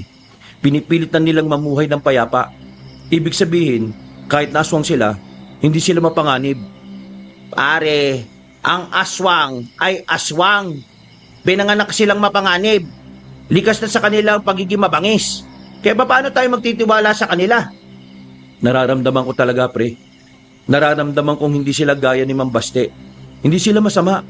At hindi nila kayang manakit ng tao. Kung hindi mo sila kayang pagkatiwalaan, ako na lang ang pagkatiwalaan mo, pre. Pre, isipin mo ang kapakanan mo. Lalong-lalo na ang kapatid mo. Natigil ang usapan namin nang pumasok sa loob si Aling Daria at si Natoy. Alam na nilang may nalalaman na kami, pero hindi pa rin ako nakaramdam ng takot sa kanila. Para bang walang nagbago sa kung paano ko sila tingnan. Narinig namin ang usapan ninyo. At kung ano man ang inyong magiging desisyon at reaksyon, tatanggapin namin yon. Pero sana, hayaan nyo muna kaming iparinig sa inyo ang aming mga gustong sabihin. Itinago namin sa inyo ang katotohanan dahil alam naming aalis kagad kayo. Kapag una pa lang alam nyo na kagad. Nakita ko kung gaano kasaya si Lola nang dumating kayo rito. Dahil sa inyo, naramdaman niya na mamuhay ulit ng parang normal na tao. Noon pa talaga namin gustong mamuhay ng normal. Pero dahil sa kapalaran namin, ay hindi namin matakasan ng gulo. Patuloy kaming hinahanap ng mga tao. Pero kahit na ganon, sinubukan pa rin naming mamuhay ng payapa. Kaya naniniwala ako na kaya ring maging mabuti ng mga aswang, na may mga kagaya namin ang may busilak din ng puso. Paano kami makakasigurado na mabubuti kayo? Pasensya na pero alam nyo naman ang pinanggalingan namin. Masalimuot at masaklap. Kaya sana maintindihan nyo kami kung bakit may hirapan kaming magtiwala kaagad dahil sa mga naalaman namin. Naiintindihan ko naman. At hindi ko rin naman kayo huhusgahan. Para patunayan namin ang aming kabutihan, hanggat nandito kayo sa aming poder, walang pwedeng agalaw sa inyo rito. Poprotektahan namin kayo sa mga kauri naming aswang at kahit pa sa tao. Naniniwala ako na mabuti kayong tao. Ang ibig kong sabihin, mabuting aswang. Kaya hindi ako aalis dito, kami ng kapatid ko. Ikaw, Edong, maiintindihan namin kung aalis ka na. Ano pa bang magagawa ko? Nandito pa rin sila sa dam. Huwag kayo mag-alala. Ipapangako namin na kahit na ano mangyari, hindi namin kayo sasaktan. Kami pa ang magiging tagapagtanggol ninyo. Alam kong hindi naman namin kayo kadugo, pero bilang tumatayong ilaw ng tahanan na ito, ituturing ko itong pamilya. At ang pamilya, ipinaglalaban. Bakit po? Sasaktan po ba kayo ni Mang Baste? Hindi ko alam. Pero kailangan kong paghandaan ang bagay na yon. Patawarin niyo ako dahil nalalagay pa sa alanganin ang buhay ninyo. Maglulunsad ng pag-atake ang grupo nila Lolo Baste. Ang plano namin ni Lola, pigilan sila. Pero hindi namin alam kung paano namin yung gagawin. Mababa ang bilang ng mga mabubuting aswang kung ikukumpara sa grupo ni Lolo Baste. Kailangan mapigilan si Sebastian. Dahil kung hindi lang ang mga taong kaaway nila ang maaaring mapahamak, pati na rin ang mga inosenteng tao sa lugar na kanilang pupuntahan. Kinabahan ako noon ng mga sandaling yon, Kabanong. Kahit na hindi ko namang kilala ang mga tao sa barangay ni Kapitan Tobias, nababahala pa rin ako para sa kaligtasan nila. Marami kasing mga bata roon. Maraming madadamay na wala namang kinalaman sa galit ng mga aswang dahil sa ginagawa nila Kapitan Tobias. Naging kalmado na rin ang sandaling yon. Nawala na ang pangamba ni Edong na baka kainin kami na maglola. Habang nagpapahangin ako sa labas, nilapitan ako ni Aling Daria. Bakit po hindi pa kayo natutulog? Hindi pa ako inaantok eh. Ikaw, bakit hindi ka pa natutulog at sama na si Ingo sa higaan? May mga iniisip lang ho ako. Hindi ka pa rin ba makapaniwala na aswang kami? Opo eh. Hindi naman po kasi halata sa inyo. Pero ang iniisip ko po talaga, si Kapitan Tobias at ang kapatid po ninyong si Mang Baste. Hindi ko kasi inakala na ilang beses na pala sila nagkaharap. Ang Tobias na yon ay mukhang pera. Hindi niya tinutugis ang aswang para sa kapayapaan ng mga tao. Ginagawa niya yon para may pandagdag siya sa kayamanan niya. Binebenta niya ang mga aswang. At yun ang kahit na kailan, hindi matatanggap ni Sebastian. Masamang tao ho si Kapitan Tobias. At masamang aswang naman si Mang Baste. Ano kaya mangyayari kapag ang dalawang masama ay naglaban? Maraming madadamay na hindi naman dapat. Ganyan ang nangyayari kapag ang mga pinuno ay nag-aaway-away para sa mga pansarili nilang interes. Tinapik ako ni Aling Daria sa balikat at ngumiti siya ng malapad. Napangiti na lang din ako sa kanya. Noong mga sandaling yon, kahit papaano ay gumaan ang pakiramdam ko. Kinabukasan, nakaisip kami ng plano para mapigilan ang pagkakadamay ng mga tao sa barangay ni Kapitan Tobias. Gumawa kami ng mga sulat na ipapakalat namin doon para malaman ng mga tao na aatake ang mga aswang. Mga bandang hapon, nagtungo na kami roon. Kakaunti lang ang taong makikita sa daan noon dahil merong ginaganap na pagpupulong sa barangay. Sinamantala namin ang pagkakataon. Isa-isa naming nilapag sa harapan ng pintuan ng mga kabahayan ang mga sulat na dala namin. Wala pang 20 minutos ay natapos na rin kami. Dumaan kami sa barangay hall para alamin kung anong sinasabi ni Kapitan Tobias sa mga residente. Pasimple kami nagtago sa hindi kalayuan. Mga kalugar, humihina na ang ating barangay. Kaya naman, nakikiusap ako sa inyo. Sakaling meron kayong mga sobrang pera, mga kakilala na maaaring makapaghandog ng kahit na magkanong pera sa ating barangay, pakiusap, tulungan niyo ako. Alam niyo naman na mahalaga sa akin ang barangay na ito. At kahit na kailan, hindi ako nagsisisi na paglingkuran ko kayo. Kupal talaga si Tiyo. Ang totoo niyan, may budget naman ng barangay eh. pero naubos na lang siguro sa mga walang kwentang bagay. Ngayon, nakaasa sila kung may mahuhuli silang aswang. Sobrang ng kasamaan ng tiyo mo. Hindi na ako magtataka kung magalit sa kanya si Mang Basti talaga sa kanya eh. Ang mga kagaya niya, dapat lang talaga ng binubura na sa mundo. Hindi na rin kami nagtagal ng mga sandaling yon. Naglakad na rin kami paalis.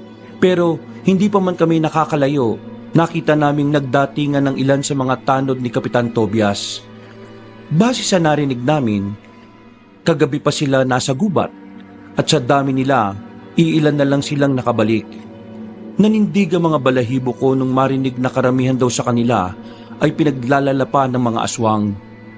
Dahil doon, nasisiguro na namin na liliyab ang galit ni Kapitan Tobias. Kaya naman, umalis na rin kami doon para umuwi. Ligtas naman kaming nakabalik. Sakto na naman ang uwi ninyo. Nagluto ko ng turon. Kumain na muna kayo. At siya nga pala, kumusta ang ginagawa niyo? Nagawa na namin ng maayos. Wala namang nakakita sa amin. Pero nalaman namin na nalagas ng mga aswang yung mga tauhan ni Kapitan Tobias. Kakaunti na lang ang natira. Nagsisimula na si Sebastian. Hindi na ito maganda. Hindi na po ba talaga siya makikinig sa inyo? Kilala ko ang lalaking yon. Kapag sinabi niya, gagawin niya. Sana lang talaga maniwala ang mga tao sa sulat na pinakalat namin.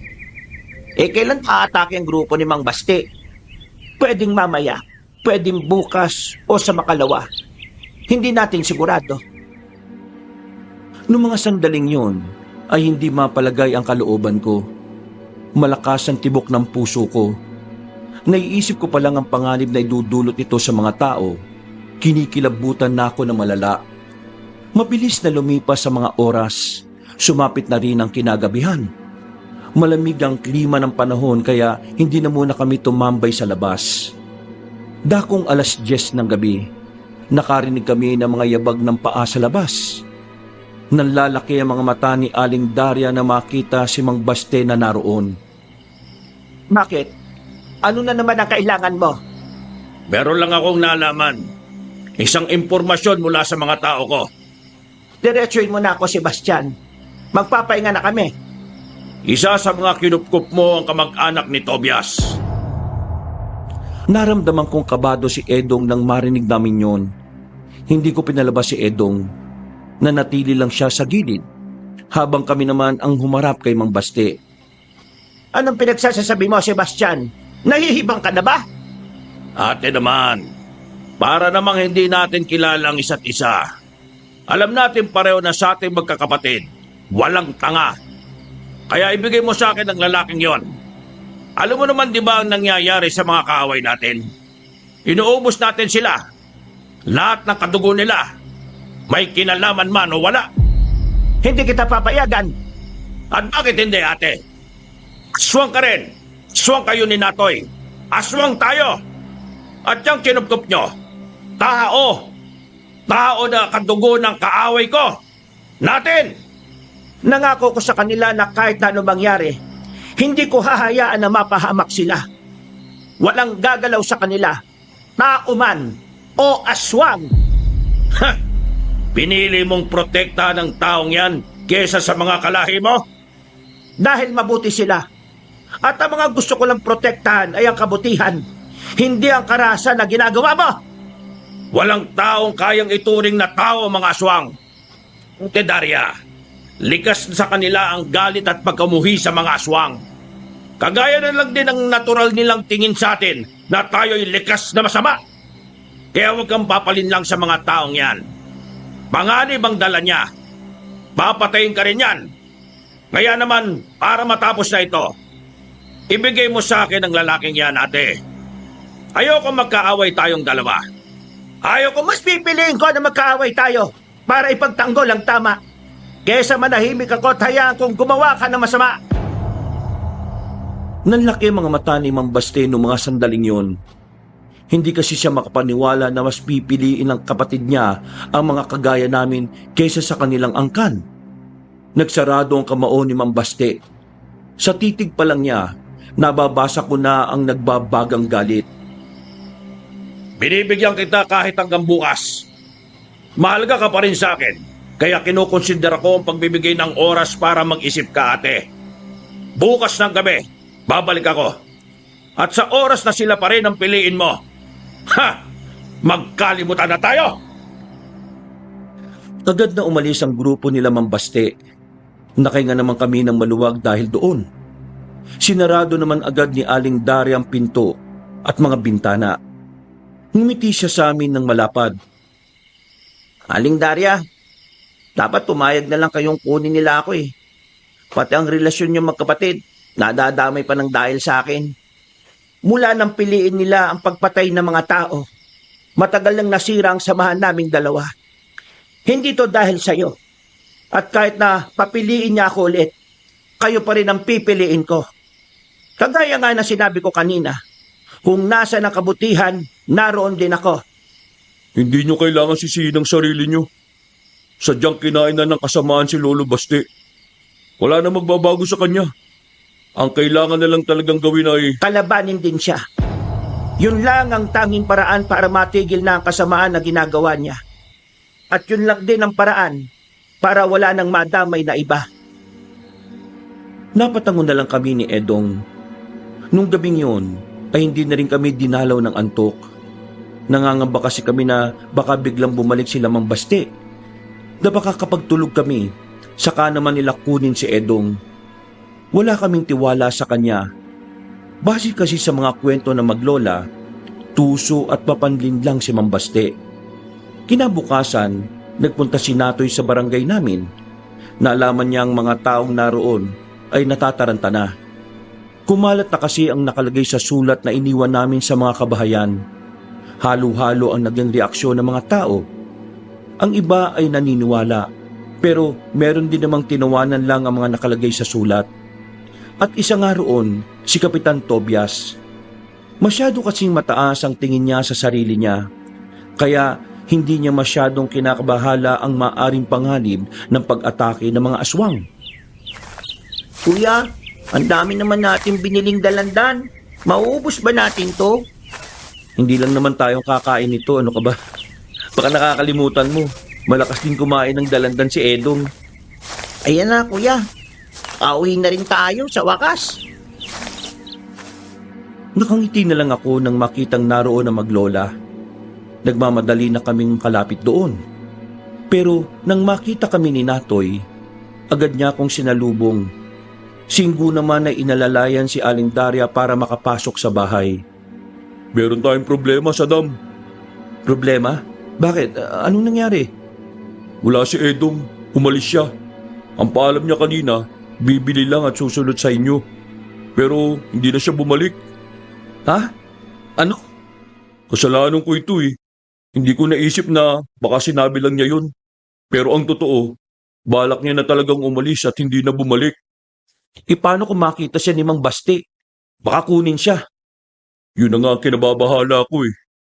Kinontak ko ng iba naming kaanak na nasa panig ko. Pinakikilos ko na sila para hanapin si Edong. At para alamin kung nakuha na ba siya ni Sebastian. Ella, anong gagawin natin ngayon? Saddam, payagan mo kong dalhin ang kapatid mo sa ligtas na lugar. Maaari siyang magamit sa atin ni Sebastian. Baka mapahamak din siya. Sige po. Pero saan niyo po siya dadalhin? Mamaya, may pupunta dito ang kamag-anak namin. Kukunin si Ingo. Nasabihan ko na rin sila na huwag magpapahalatang aswang sila para hindi matakot ang bata. Dadalhin na muna nila si Ingo sa iba ko pang mga apo na maliliit sa bayan. Doon ay ligtas siya. Tayo naman, mananatili tayo rito sa bahay. Hihintayin natin si Sebastian. Kapag nagpunta siya rito mamaya, ibig sabihin, wala sa kanya si Edong. Napalunok na lang ako ng laway sa mga pagkakataong yon, Kabanong. Pinagdarasal ko na lang na sana nasa ligtas na kalagayan si Edong. Mabilis na lumipas sa mga sandali. Dumating na nga ang kaanak na maglola. Mayak-yak pa si Ingo dahil kailangan niyang umalis. Mabuti na lang ay naintindihan niya rin ang paliwanag ko kaya tumahan din kalaunan. Pag-alis niya, 1 oras lang nakalipas ay dumating naman si Mambaste. Kasama pa rin ito ang mga alagad niya. Sa puntong yun, sumagi na sa isipan ko na baka nga wala sa kanila si Edong. Ano na naman ang kailangan mo? Huwag ka na magtanga-tangahan, ate. Alam mo kung anong kailangan ko. Wala rito si Edong. At maniniwala ako dyan? Lumabas siya kaninang hapon at hindi na nakabalik. Walang ibang pwedeng makakuha sa kanya kundi ikaw lang. Kaya bakit mo siya hinahanap dito? Tingin mo magsasayang ako ng oras dito at hahanapin siya sa'yo kung nasaan siya? Ganun ba ako kainutil sa paningin mo? Kung wala sa iyo si Edong, hindi ko rin alam. Kailangan ko makasiguro. Mga bata, pasukin niyo ang loob. Hindi kayo pwedeng. Hayaan mo sila, Natoy. Hinalughog ng mga aswang ang loob ng bahay ni Aling Daria. Pero dismayado sila dahil kahit ano ay wala naman silang nakita. Saan mo dinala ang lalaking yun, ate? Sinabi ko na sa iyo, hindi namin alam kung nasaan siya. Umalis siya kaninang hapon at hanggang ngayon, hindi pa rin siya bumabalik. Hindi mo ako malilid lang, ate. Natigil ang sinabi ni Mang Baste nang biglang makarinig kami ng sunod-sunod na putok. Wala kaming ibang nagawa kundi ang yumuko na lang. Karamihan sa mga natamaan ay mga tauhan ni Mang Baste. Nakapagtago naman kami nung sandaling yon. Pagtingin namin sa labas, nakita namin si Kapitan Tobias. Yung tindera sa palengke, Saddam. Siya yung tingin ng tingin sa atin. Baka siya yung nagturo sa kinaroroonan natin. Buisit na tindera yan ah. Huwag kayong lalabas. Ano, mga aswang? Akala nyo hindi ko malalaman kung nasaan kayo? Mga siraulo! Huwag kayo mag-alala. Hindi naman namin kayo uubusin eh. Kasi kailangan namin ng pera. Lah, anong gagawin natin ngayon? Dumaan tayo sa gilid. May labasan naman doon, dali. Eh sila lolo. Hayaan mo siya. Ito ang kapalit ng ginawa niyang pagpaslang sa mga tao ni Tobias. Kailangan natin iligtas ang sarili natin. Ang prioridad natin ay mahanap si Edong. Nagmadali kami pumunta sa gilid ng bahay. Nakita pa namin sila Kapitan Tobias na walang humpay pa rin ang pagpapaulan ng bala. Unti-unting namamatay ang mga aswang. Habang si Mang Basti naman ay nanatili lang na nagtatago. Hindi to makalabas sa dami ng bala na pinapaulan ni Kapitan Tobias. Ang bala at baril na hindi ko inakalang meron pala sila. Habang tumatakas kami, naramdaman naming may sumusunod sa amin. Napansin pala nilang dumaan kami sa gilid ng bahay. Noong mga sandaling yon, umarangkada na ang matinding kabako. Alam ko na sa oras na maabutan nila kami, hindi na nila kami bubuhayin. Lo, mauna na kayo. Ako nang bahala sa kanila. Teka, baka naman mapahama ka. Sumama ka na lang sa amin. Naalala mo ba sinabi ko? Kaya kong labanan ng 50 tao. Eto na yun. Pero, kapag hindi ko to ginawa, maabutan nila tayo. Kailangan natin pagkatiwalaan si Natoy. Halika na sa dam. Nagpaiwan si Natoy. Kami ni Aling Daria naman ay nagpatuloy sa pagtakbo. Mga ilang sandali lang, hindi na nakatiis si Aling Daria. Pinakita na rin niya sa akin ang pagiging aswang niya. Nagpalit siya ng anyo sa harapan ko. Ayoko sanang ipakita sa inyo ang anyo ko kapag aswang. Pero kailangan ko itong gawin. Ho? Bakit to? Sige na, mauna ka na. Babalikan ko ang apo ko. Ang bihira naman. Ang sabi niya, sabay na tayong aalis. Sinabi kong poprotektahan ko kayo kahit na anong mangyari sa ngalan ng kabutihan. Kaya sige na, mauna ka na. Babalikan ko si Natoy. Sandali niya akong niyakap. Tumalon-talon na siya sa mga sanga at binalikan si Natoy. Habang ako naman, kumaripas na lang din ang takbo. Hindi nagtagal, nakalabas na rin ako ng kagubatan. Wala akong nakikita mga sasakyang dumaraan. Kaya wala akong mahinga ng tulong. Diyos ko, ingatan niyo po yung maglola. Mabubuting aswang po sila. Hindi po sila nananakit ng tao. Para akong baliw na paulit-ulit yung sinasabi habang tumatakbo. Maya-maya lang, ay nakaramdam na rin ako ng pagod. Hingal na hingal. Kinakapos ako ng hininga kaya tumigil na muna ako sa gilid. Habang nagpapahinga, nakaramdam ako na parang may tao sa halamanan na nasa harapan ko. Dinampot ko kagad ang bato sa gilid. Hanggang sa, Saddam, Edong, Napatayo agad ako at yumakap sa kanya. Napansin ko na may mga gasgas siya sa braso. Nanginginig din siya sa takot. Anong nangyari sa'yo? Patawarin niyo ako. Nakuha ko nila tiyo kanina. Papatay na nila ako kaya napilitan akong sabihin na kinaroroonan ng bahay natin. Ako nagsabi sa kanila. Kaya pala nagulat kami at dumating sila kanina. Anong nangyari sa kanila? Kay Aling Daria at kay Datoy. Nang dumating kanina sila Kapitan Tobias, naroon din si Mang Baste. Pinagbababaril nila ang mga tauhan ni Mang Baste habang kami naman nakapasok agad sa bahay. Mabuti na lang at nakatakas kami. Pero si Natoy at si Aling Daria, bumalik sila para pigilan ang mga tauhan ni Mang Tobias. Diyos ko, napakatanga ko. Kasalanan ko ito eh. Nalalagay na sa panganib ang buhay nila dahil sa akin. Huy, kinig ka nga. Wala kang kasalanan. Kahit ako rin ang nasa kalagayan mo kanina, mas pipiliin ko magsalita para mabuhay. Magtiwala na lang tayo sa maglola. Alam kong kakayanin nila yon. Ang mahalaga ngayon, ligtas tayo. Si Ingo, nasaan? Kinuha siya ng mga kapanalig ni Aling Daria at dinala sa ligtas na lugar. Ang intindihin natin ngayon kung paano tayo makakaiwas sa... Hindi ako iiwas. Ituro mo sa akin kung saan. Pabalikan ko sila. Masasayang ang sakripisyo na ginawa nila kung babalik tayo at mapapahamak din. Saddam, hindi na kaya ng konsensya ko na palagi may napapahamak ng dahil sa akin. Kaya ngayon, gagawa ko ng paraan para makatulong. Huwag ka nang sumama. Ako na lang. Hindi, sasama ako. Hindi ko hahayaan na mag-isa ka lang. Bumalik kaming dalawa ni Edong sa gubat. Tahimik na ang kapaligiran nun. Wala na kaming naririnig na putok. Makahuni na lang ng kuliglig at uwak ang naririnig namin. Marahan at maingat ang bawat hakbang na aming ginawa. Maigpit ang hawak namin sa sanga na natatangi naming armas. Natoy? Nakita namin si Natoy na nakasandal sa katawan ng malaking puno. Agad naman namin siyang nilapitan. Sugatan siya. Hindi na makabangon dahil sa tama na magkabilang hita. Ano, kaya mo pa ba? Bubuhatin na kita. Si Aling Daria, nasaan siya? Anong nangyari sa kanya? Iniligaw niya ang mga humahabol sa amin. Hindi ko alam kung nasaan na siya. O sige, itatayo ka na namin. Dalhin niyo ako sa sapa. Yung pinupuntahan natin nung nakaraan, yung pinaliguan natin. Ha? Anong gagawin natin doon? Dapat sa ospital ka dalhin. Mabilis na magsasarado ang mga sugat ko sa sapa na yun. Kaya dalhin niyo ako ron. Pakiusap. Wala na kaming sinayang na oras. Inalalayan na namin siyang makatayo. Halos 1 oras din kaming naglakad sa kagubatan. Ilang sandali nga lang, nakarating na rin kami roon. Agad na nilublob ni Natoy ang sarili niya sa tubig. Kami naman ay nagbabantay lang sa paligid. Halos 2 oras na nagbabad si Natoy sa tubig na yon. Pag-ahon niya, nagagawa na niya makatayo. Pero hindi pa rin ganong kalakas ang katawan niya.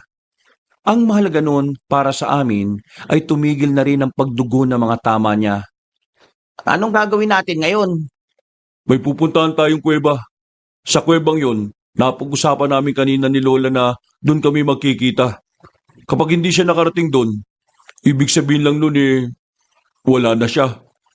Naku, wag naman sana. Hindi natin masisiguro kung ano nangyari sa kanya. Yung mga nakalaban namin kanina, parang hindi sila nauubusan ng bala At marunong talaga silang humawak ng baril. Pero sana walang nangyaring masama kay Lola. Dahil aaminin ko, hindi sapat ang lakas ko para ipagtanggol kayo kay Lolo Baste. Sa gulong ito, si Lolo Baste ang pinaka-problema natin. Matapos ang pag-uusap namin, ay sinimulan na rin namin ang paglalakad.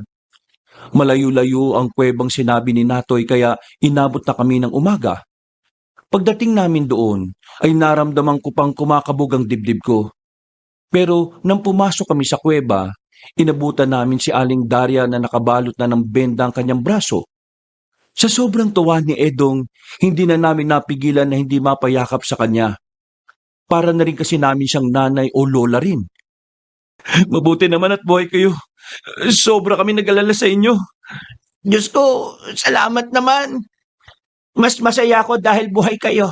Lalo ka na, Edong. Nag-alala kami sa iyo. Patawarin niyo po ako. Ako po talaga nagturo kina Tiyo ng kinaroroonan ninyo. Wala na ako nagawa eh.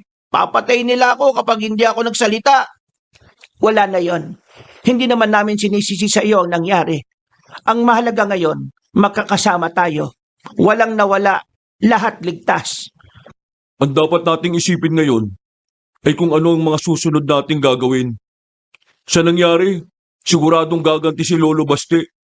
Paniguradong pupuntahan na niya yung barangay ni Mang Tobias. Pupunta tayo sa barangay niya. Sigurado ba kayo dyan, Aling Daria? Hindi ba parang delikado yan? Wala tayong ibang paraan. Kailangan naroon tayo sa oras na umatake sila Sebastian. Ang kailangan natin protektahan doon ay ang mga taong walang kinalaman sa kaguluhang ito. Paano kung makalaban natin sila Mang Tobias? Alam naman na ng iba nating kaanak ang nangyari. Alam kong darating sila sa oras na kailangan natin sila. Ang kailangan lang natin gawin, mag-iingat tayo sa bawat galaw natin. Pupunta tayo roon na dapat ay hindi nila tayo makikita, hindi mararamdaman. Palihim tayong magbabantay. Kailan natin to gagawin? Kilala ko si Sebastian. Mga bata pa lang kami, hindi na niya pinatatagal ang pagganti niya. Kaya mamayang gabi, dapat ay naroon na tayo. Sa mismong kuweba na yun na rin kami nagpahinga. Bandang 12:00, bumangon na rin kami. Ang kinain na lang namin noon ay mga prutas na napitas sa kung saan-saan. Sinimulan namin ang paglalakad kahit na hindi pa gaano nakaka-recover ang maglola. Pero dahil nga mga aswang sila, kayang-kaya na nilang maglakad ng malayo. Mga bandang 3:00, nakipagkita na kami sa mga kaanak ni Aling Daria na aswang din. Sandaling napag-usapan ng mga dapat gawin. Pagkatapos, dakong 5:00, bumiyahe na kami gamit ang tricycle ng pinsan ni Aling Daria. Dinala kami sa barangay na Kapitan Tobias, pero hindi na muna kami pumasok. Nanatili lang kami sa boundary. Ayun na ang mga pinsan ko. Kumpirmadong aatake si Sebastian ngayong gabi. Tinipon na raw niya ang lahat ng kasamahan niya. Talagang seryoso siya na gumanti kay Tobias. Bakit ba kasi ang sama-sama ni Kapitan Tobias? Para sa pera, pati mga aswang gagawin niyang pagbenta. Oh, dito lang kayo ah. Teka, saan ka pupunta? Mag-iispiya na muna ako sa barangay hall. Aalamin ko kung ilan sila at anong paghahanda ang ginagawa nila. Bumalik ka kagad kapag nakasagap ka na ng impormasyon. Lumangon na lang si Natoy at dali-dali na rin naglakad paalis. Naiwan kaming 3 sa sulok habang patingin-tingin lang sa paligid. Makalipas ang halos 20 minutos, bumalik na rin si Natoy. Ayon sa kanya, ang daming tao sa barangay hall. Ang iba pa raw sa mga yon, mga residente rin. Hinikayat daw ni Kapitan Tobias ang ilang kalalakihan na makipagsabayan sa mga aswang. Mga bandang 8:00, naganda na rin kami. Tahimik ang buong barangay. Parang alam din ng mga tao na may darating na kaguluhan. Bakit ba kasi nagpaiwan pa yung ibang tao dito eh? Ang titigas kasi ng ulo. Wala na tayong magagawa sa mga taong yan. Ang tanging magagawa na lang natin ay protektahan sila, lalo na mga bata at matatanda. Sisimulan natin ang misyon natin sa bahay na yon. May nakita kong matanda at mga bata roon. Kailangan natin silang iligtas. Sa Damat Edong, kayo ang atasan ko na magdadala sa kanila papunta sa napag-usapan nating lugar kung saan sila mas ligtas. Mula rito, nasa 2 minuto lang yon kung bibilisan nyo. Babalik kayo kaagad dahil meron pang ibang ililigtas. Kami ni Natoy, babantayan namin ang ibang mga tao. Tumangon na lang kami sa sinabing yon ni Aling Daria. Pero ang totoo, walang paglagyan ng aking kaba. Yun na ang pinakamabigat na gagawin ko sa buong buhay ko. Kaya pinagdasal ko talaga yun na sana umayon sa amin ang sitwasyon. Hindi nagtagal, pinuntahan na namin ang bahay na malapit sa amin. Medyo nahihirapan pa kaming ipaliwanag sa kanila ang mga mangyayari. Makulit din na matandang nakausap namin, pero kalaunan, nakumbinsi rin namin. Ang kaso nga lang, 4 na bata at 1 matanda ang kasama namin ni Edong noon. Habang tinatahak namin ang daan, ay palakas ng palakas ang aming kaba. Pero ligtas namin silang nadala sa kalsada kung saan naghihintay ang mga tricycle na dala ng mga kaanak nila Aling Daria. Para na akong aatakin sa puso nito, Saddam. Tatagan mo lang pre, kailangan natin tong gawin. Pagbalik namin, nawalan na kami ng pagkakataon na puntahan pa ang susunod na bahay. Dahil no mga sandaling yon, dumating na ang mga aswang. Nabalot ng putukan at malalakas na angil ang buong barangay. Nataranta ang mga tao, nagiiyakan, nagsisigawan.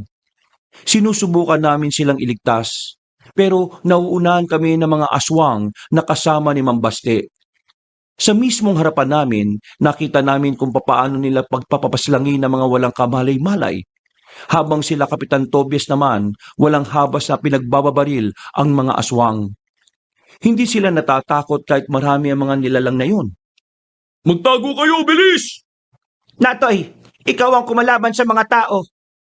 Ako ang kakalaban sa puwersa ni Sebastian. Kayong dalawa, gamitin niyo ang itak na hawak ninyo. Protektahan niyo ang mga sarili ninyo. Kailangan niyo maging matapang sa mga sandaling ito. Naintindihan niyo ba? Opo, naintindihan po namin. Pakiusap, huwag kayo mapapahamak ha. Ngumiti na lamang ng papilit si Aling Daria. Nagtago naman kaming dalawa ni Edong sa gilid. Habang nagkakagulo, nakita namin ang isang batang lalaki na nasa gitna ng daan. Umiiyak. Pilit na ginigising ang nanay niya kahit wala na itong buhay. Yung bata, papalapit na yung aswang eh. Sabay kaming tumakbo ng mabilis. Nang makalapit na kami, dinakpa ni Edong ang bata, habang ako naman ay tumataga sa aswang. Tinamaan ko ang aswang sa dibdib. Nang makita kong nasaktan siya, sinundan ko pa ng ilang ulit na pagtaga. Tama na yan! Sumunod ka na rito, bilis! Napansin kong gegewang-gewang na ang aswang na yon, kaya tumakbo na ako pabalik sa gilid. Karipas kami ng takbo ni Edong papunta sa kalsada para ihatid ang bata. Pero nakita ko na lang na meron na palang humahabol na aswang sa amin. Dali, dumiretso na kayo! Ha? Eh, paano ka? Hindi pwede makasunod ang aswang sa kalsada. Malalaman niyang doon naghihintay ang mga rescue natin. Eh, pero Sige na! Ako nang bahala rito! Pag-alis ni Edong, nasa harapan ko na ang isang aswang. Naglalaway pa siya. Umaangil na akala mo isang hayop na matagal nang hindi nakakakain. Maigpit ang hawak ko sa itak. Pinilit kong tapangan kahit na nararamdaman kong parang nanlalambot ang aking tuhod. Tingnan natin kung kayanin mo ko. Manda ka! Ako na ang nagkusang umatake sa aswang, pero dahil sa sobrang kaba, nadapa ko at nabitiwan ko ang itak. Parang napako na ako noon sa kinalalagyan ko dahil hindi na ako makagalaw. Para bang hinihintay ko na lang na paslangin ako ng aswang na yon. Buti na lang, dumating si Natoy. Nakaanyong aswang na siya. Malakas niyang sinuntok at kinalmot ang aswang na papaibabaw na sana sa akin. Ano, ayos ka lang? Oo, ayos lang ako. Umalis na tayo. Sobrang lala na ng sitwasyon. Hindi na namin kayo mapoprotektahan. Ang prioridad namin, pigilan na ang magkabilang puwersa para matigil na to. Sige na, umalis na kayo. Natoy, huwag kayo mamamatay ah. Sana nga hindi kami mamatay. Tumakbo na ako paalis, pero habang tinatahak ko ang daan, hindi ko inaasahan doon ko pa makakasalubong si Kapitan Tobias. Umikot pala sila sa kabila para likuran ang mga aswang. Ang kaso nga lang, ako ang unang nilang nakita. Kung tutuusin, wala naman na silang mapapala sa akin noong mga oras na yun. Pero dahil sadyang masama si Kapitan Tobias, hindi niya ako pinalampas. Plantado ka! Nakipagkampihan pala kayo sa mga aswang? Kapitan, wag po! Pakiusap! Alam mo ba kung ilan sa mga bata kong namatay, ha? Sinuntok niya ako ng malakas. Tumaob naman ako kaagad. Naisipan kong tumakbo noon, pero naharangan nila ako. Pinagsisisipa ako ni Kapitan Tobias. Parang sa akin niya binubunto ng lahat ng galit niya sa mga aswang. Gusto niya akong pahirapan muna bago patayin. Wala pang 1 minuto, nahihirapan na ako makatayo. Wala akong kasalanan sa inyo. Anong wala? Taga ka ba? Kung una pa lang sinabi mo na sa amin kung nasaan ang mga aswang, edi sana walang ganito. Pero wala kayong sinabi ni Edong eh. Kumampi pa kayo sa kanila. Hindi, nagkakamali ka ng pagkakaunawa. Yung mga kinampihan naming aswang, mabubuti. Huwag mo akong ginagawang tanga. Walang aswang na mabuti. Lahat, kampo ng kadiliman. Ikaw ang kampo ng kadiliman. Anong sinabi mo? Ikaw ang tunay na masama. Wala kang puso. Ginagamit mo lang ang mga tao para sa sarili mong interes. Aba, tarantado ko rin pala talaga no. Kung iputo ko sa iyo to. Tobias! Napukaw ang atensyon ni Kapitan Tobias nang dumating naman si Mambaste. Agad na tinutukan ng mga yon ng baril ng matandang aswang. Pero dahil may pagkamayabang si Kapitan Tobias, ay pinili na muna nitong makipagpalitan ng maaanghang na salita kay Mambaste. Di ba? Ikaw yung pinuno ng mga aswang? Bakit? Galit ka na ba kasi napatay namin ang mga kasama mo? O galit ka kasi yung iba mong mga kasama pinagbebenta na namin at ginawa na namin pera? Hindi mo alam kung anong ginagawa mo, Tobias. Pagsisisihan mo ito, sinasabi ko sa iyo. Ha! Bago ka magbanta, tingnan mo ang nangyayari. Unti-unti nang nalalaga sa mga kasama mo ng mga kasama ko. Ikaw na ang isusunod namin. Mga kasama, palamunin natin ang balayan. Napatapa na lang ako ng mga sandaling yon. Pinaulanan nila ng bala si Mambaste. Pero namangha ako sa ginawa niya. Nagawa niyang iwasan ang mga yon. Nagtago siya sa mga puno, patalon-talon, at gumagapang-gapang sa kung saan. Maya-maya pa, nakita ko na lang na hinila na ni Mambaste ang isang lalaki. Sinunod niya ang isa. Inuunti-unti nito para bawasan ang bilang nila Kapitan Tobias. Wala silang magawa kahit baril ang gamit nila. Hindi naman nila matamaan. Masyadong mabilis, masyadong maliksi si Mambaste. Makalipas lang ang 5 minuto, si Kapitan Tobias na lang ang natitira. Lumabas ka! Huwag kang tawag! Estilo mo, gawain lang ng mga takot yan! Hanapin mo ako! Nagulat si Mang Tobias nang biglang sumulpot si Mambaste sa gilid. Inagaw nito ang baril. Natumba naman ang kapitan. Nanginginig sa takot. Ang kaninang maangas ay parang basang sisiw na ngayon. Pakiusap! Huwag mo akong patayin! Pwede naman natin itong pag-usapan Pag-usapan? Ginawa mong negosyo mga kagaya namin. Binatay mo sila. Walang negosasyon na mangyayari. Magsasalita pa sana si Kapitan Tobias nang biglang itarak na ni Mang Baste ang mahaba nitong kuko sa dibdib ng kapitan. Ilang sandali lang, nalugutan na rin kagad ito ng hininga. Tumingin si Mang Baste sa akin. Umarangkada naman ang kaba sa kalooban ko. Lalapit na sana siya sa akin nang biglang dumating si Edong. Sandam, tara na! Ha? Mang Baste! Nandito ka pala. Patay na ang tsuhin mo. Tingnan mo siya. Kaya isusunod na kita. Wag! Wala naman akong kasalanan sa iyo eh. Hindi masamang tao si Edong. Wala siyang ginawang masama sa mga aswang, kaya huwag mo siyang saktan. Pare-pareho lang kayo mga tao. Lahat kayo. Mga masasama. Hindi totoo. Manahimik ka. Papatayin ko na tong kaibigan mo. Isusunod kita. Inatake niya si Edong na hindi na makagalaw sa kinatatayuan. Pero dumating si Aling Daria. Binangga niya si Mambaste. Nagulat kami sa lakas ng pinakita ni Aling Daria dahil kinaya niyang ibalibag ang kanyang kapatid. Ate Daria. Anong nakakagulat? Di ba dapat alam mo nang makakalaban mo ako dahil sa kasama ng ginagawa mo? Sigurado ka ba talaga na ang mga taong yan ang kakampihan mo at hindi ang kadugo mo? Hindi mo pa rin ako naiintindihan hanggang ngayon, Sebastian. Mga bata pa lang tayo. Sinabi ko na sa iyo na kahit na anong mangyari, patuloy akong kakampi sa mga mabubuti. Yun ang dahilan kung bakit ako tinakwil ni Ama. At kung bakit mas pinili kong iwan ang pamilya natin. Itigil mo na ito, Sebastian. Marami ng buhay ang nadadamay. Patitigil lang ito kapag wala na ako. Kaya kung gusto mong matigil ito, patayin mo ako! Muling nagpalit ng anyo si Mambaste. Ganon din naman si Aling Daria. Hindi nagtagal, nagsagupaan na ang magkapatid. Kahit na matanda na si Aling Daria, kitang-kitang nakakalamang siya sa laban. Ilang beses nitong sinipa, sinuntok at binalibag si Mambaste. Hindi ko na sana gagamitin ang lakas ko bilang aswang. Pero kung para sa ikabubuti ng lahat, handa ako maging aswang ulit para talunin ka. Alam kong malakas ka, ate. Pero wala akong pakialam. Mas malakas pa rin ako dahil meron akong pinaglalaban. Ang kaso, meron din akong pinaglalaban. Kaya mas malakas ako sa iyo. Muli silang nagkasagupaan. Nagpalitan sila ng kalmot. At sa pagkakataon na yon, kahit papaano ay nagagawa na rin makapalag ni Mambaste. Tinamaan na niya si Aling Daria. Sirit ang dugo nito mula sa balikat. Pero parang hindi man lang yon dinadamdam ni Aling Daria. Muli itong lumaban.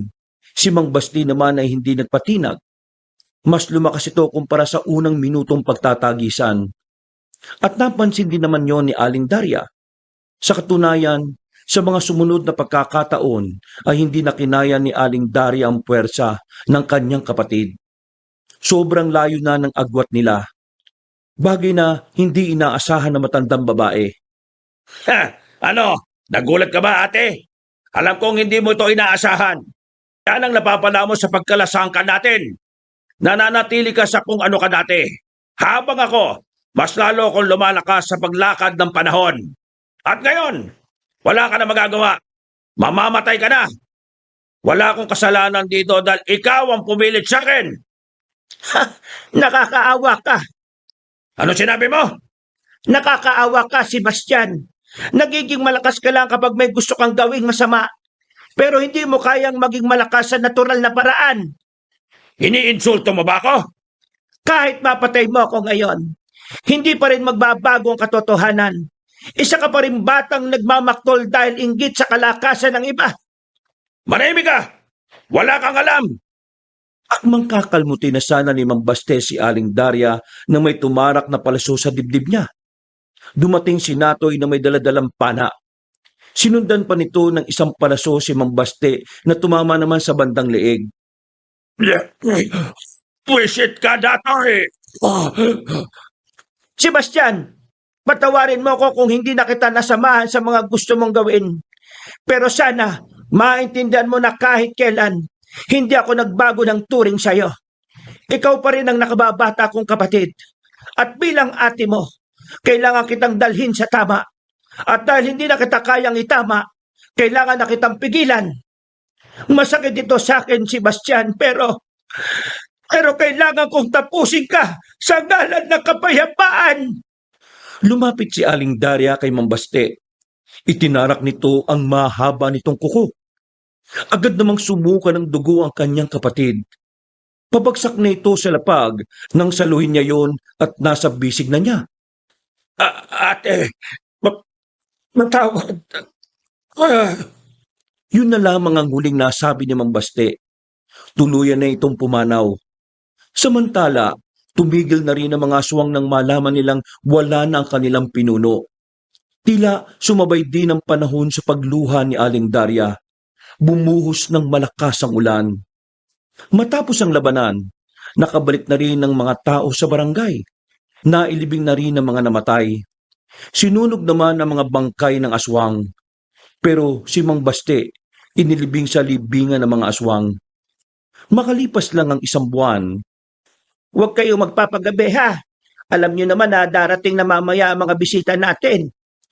Sasaglit lang naman kami. Hahanap lang kami ng mabibilan ng sapatos. Luma na mga sapatos namin eh. Sa akin, ayos pa naman. Kaso mapilit si Natoy eh. Libre naman daw niya. Maraming salamat, Natoy ah. Sa wakas, magkakaroon na kami ng bago at maayos na sapatos. Ikaw po, Lola Daria, hindi ka po ba bibili ng sapatos nyo? Ay nako, hindi na. Marami pa akong sapatos. Isa pa, masaya na ako nakasama ko kayo. Kayong apat. Higit pa kayo sa mga material na bagay sa mundo. Kayo na kasi ang bagong pamilya ko. At kahit na magkakaiba ang uri natin, ramdam na ramdam ko ang pagmamahal ng bawat isa. Lolo naman, nasa sapatos lang ang usapan, nagdrama ka naman kaagad. Nagtawanan na lang kami ng mga sandaling yon, Kabanong. Nagyakapan kami ng mahigpit. Sobrang saya ng puso ko nun. Dahil sa wakas, nahanap na rin namin ang tunay na pamilya na matagal na naming inaasam. hindi man magkakadugo, hindi magkakauri. Ang mahalaga sa amin ay ang pagmamahal na bumabalot sa aming mga puso. Hanggang dito na lang po, Kabanong. Marami pong salamat sa inyong mga sumubaybay hanggang dulo. Sana ay may nakuha kayong aral. Pinagpalang araw po sa inyong lahat. Mga kabangers, mga kayanggaw, maraming salamat po sa pagsubaybay nyo sa kwento natin ngayong araw na ito. Kung nagustuhan nyo, huwag nyo pong kalimutang maglagay ng comment o mag-like sa video natin na ito. At sa mga hindi pa nakaka-subscribe, sana po'y pindutin nyo po ang subscribe button, pati na rin po ang notification bell para lagi po kayong nanonotify pag meron tayong bagong mga video. Kung medyo nabitin naman po kayo, sana po'y bisitahin nyo rin po yung dalawa pa nating channel. Yung Pamela Clamil channel na kung saan nagnanarita ko bilang Lolo Pael at ako din po bilang Kabanong. At syempre pa, yung ating bagong channel na Kabanong version 2.0 kung saan meron pong moving images na doon at ang narration natin, meron na pong music and effects. So sana po, isubscribe po natin yung para makasama kayo sa first 100,000 subscriber ng channel na yon.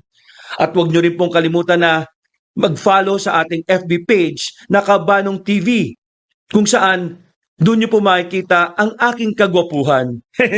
Joke lang! So sige po, kita-kits! Hanggang sa susunod na kwento, wakas!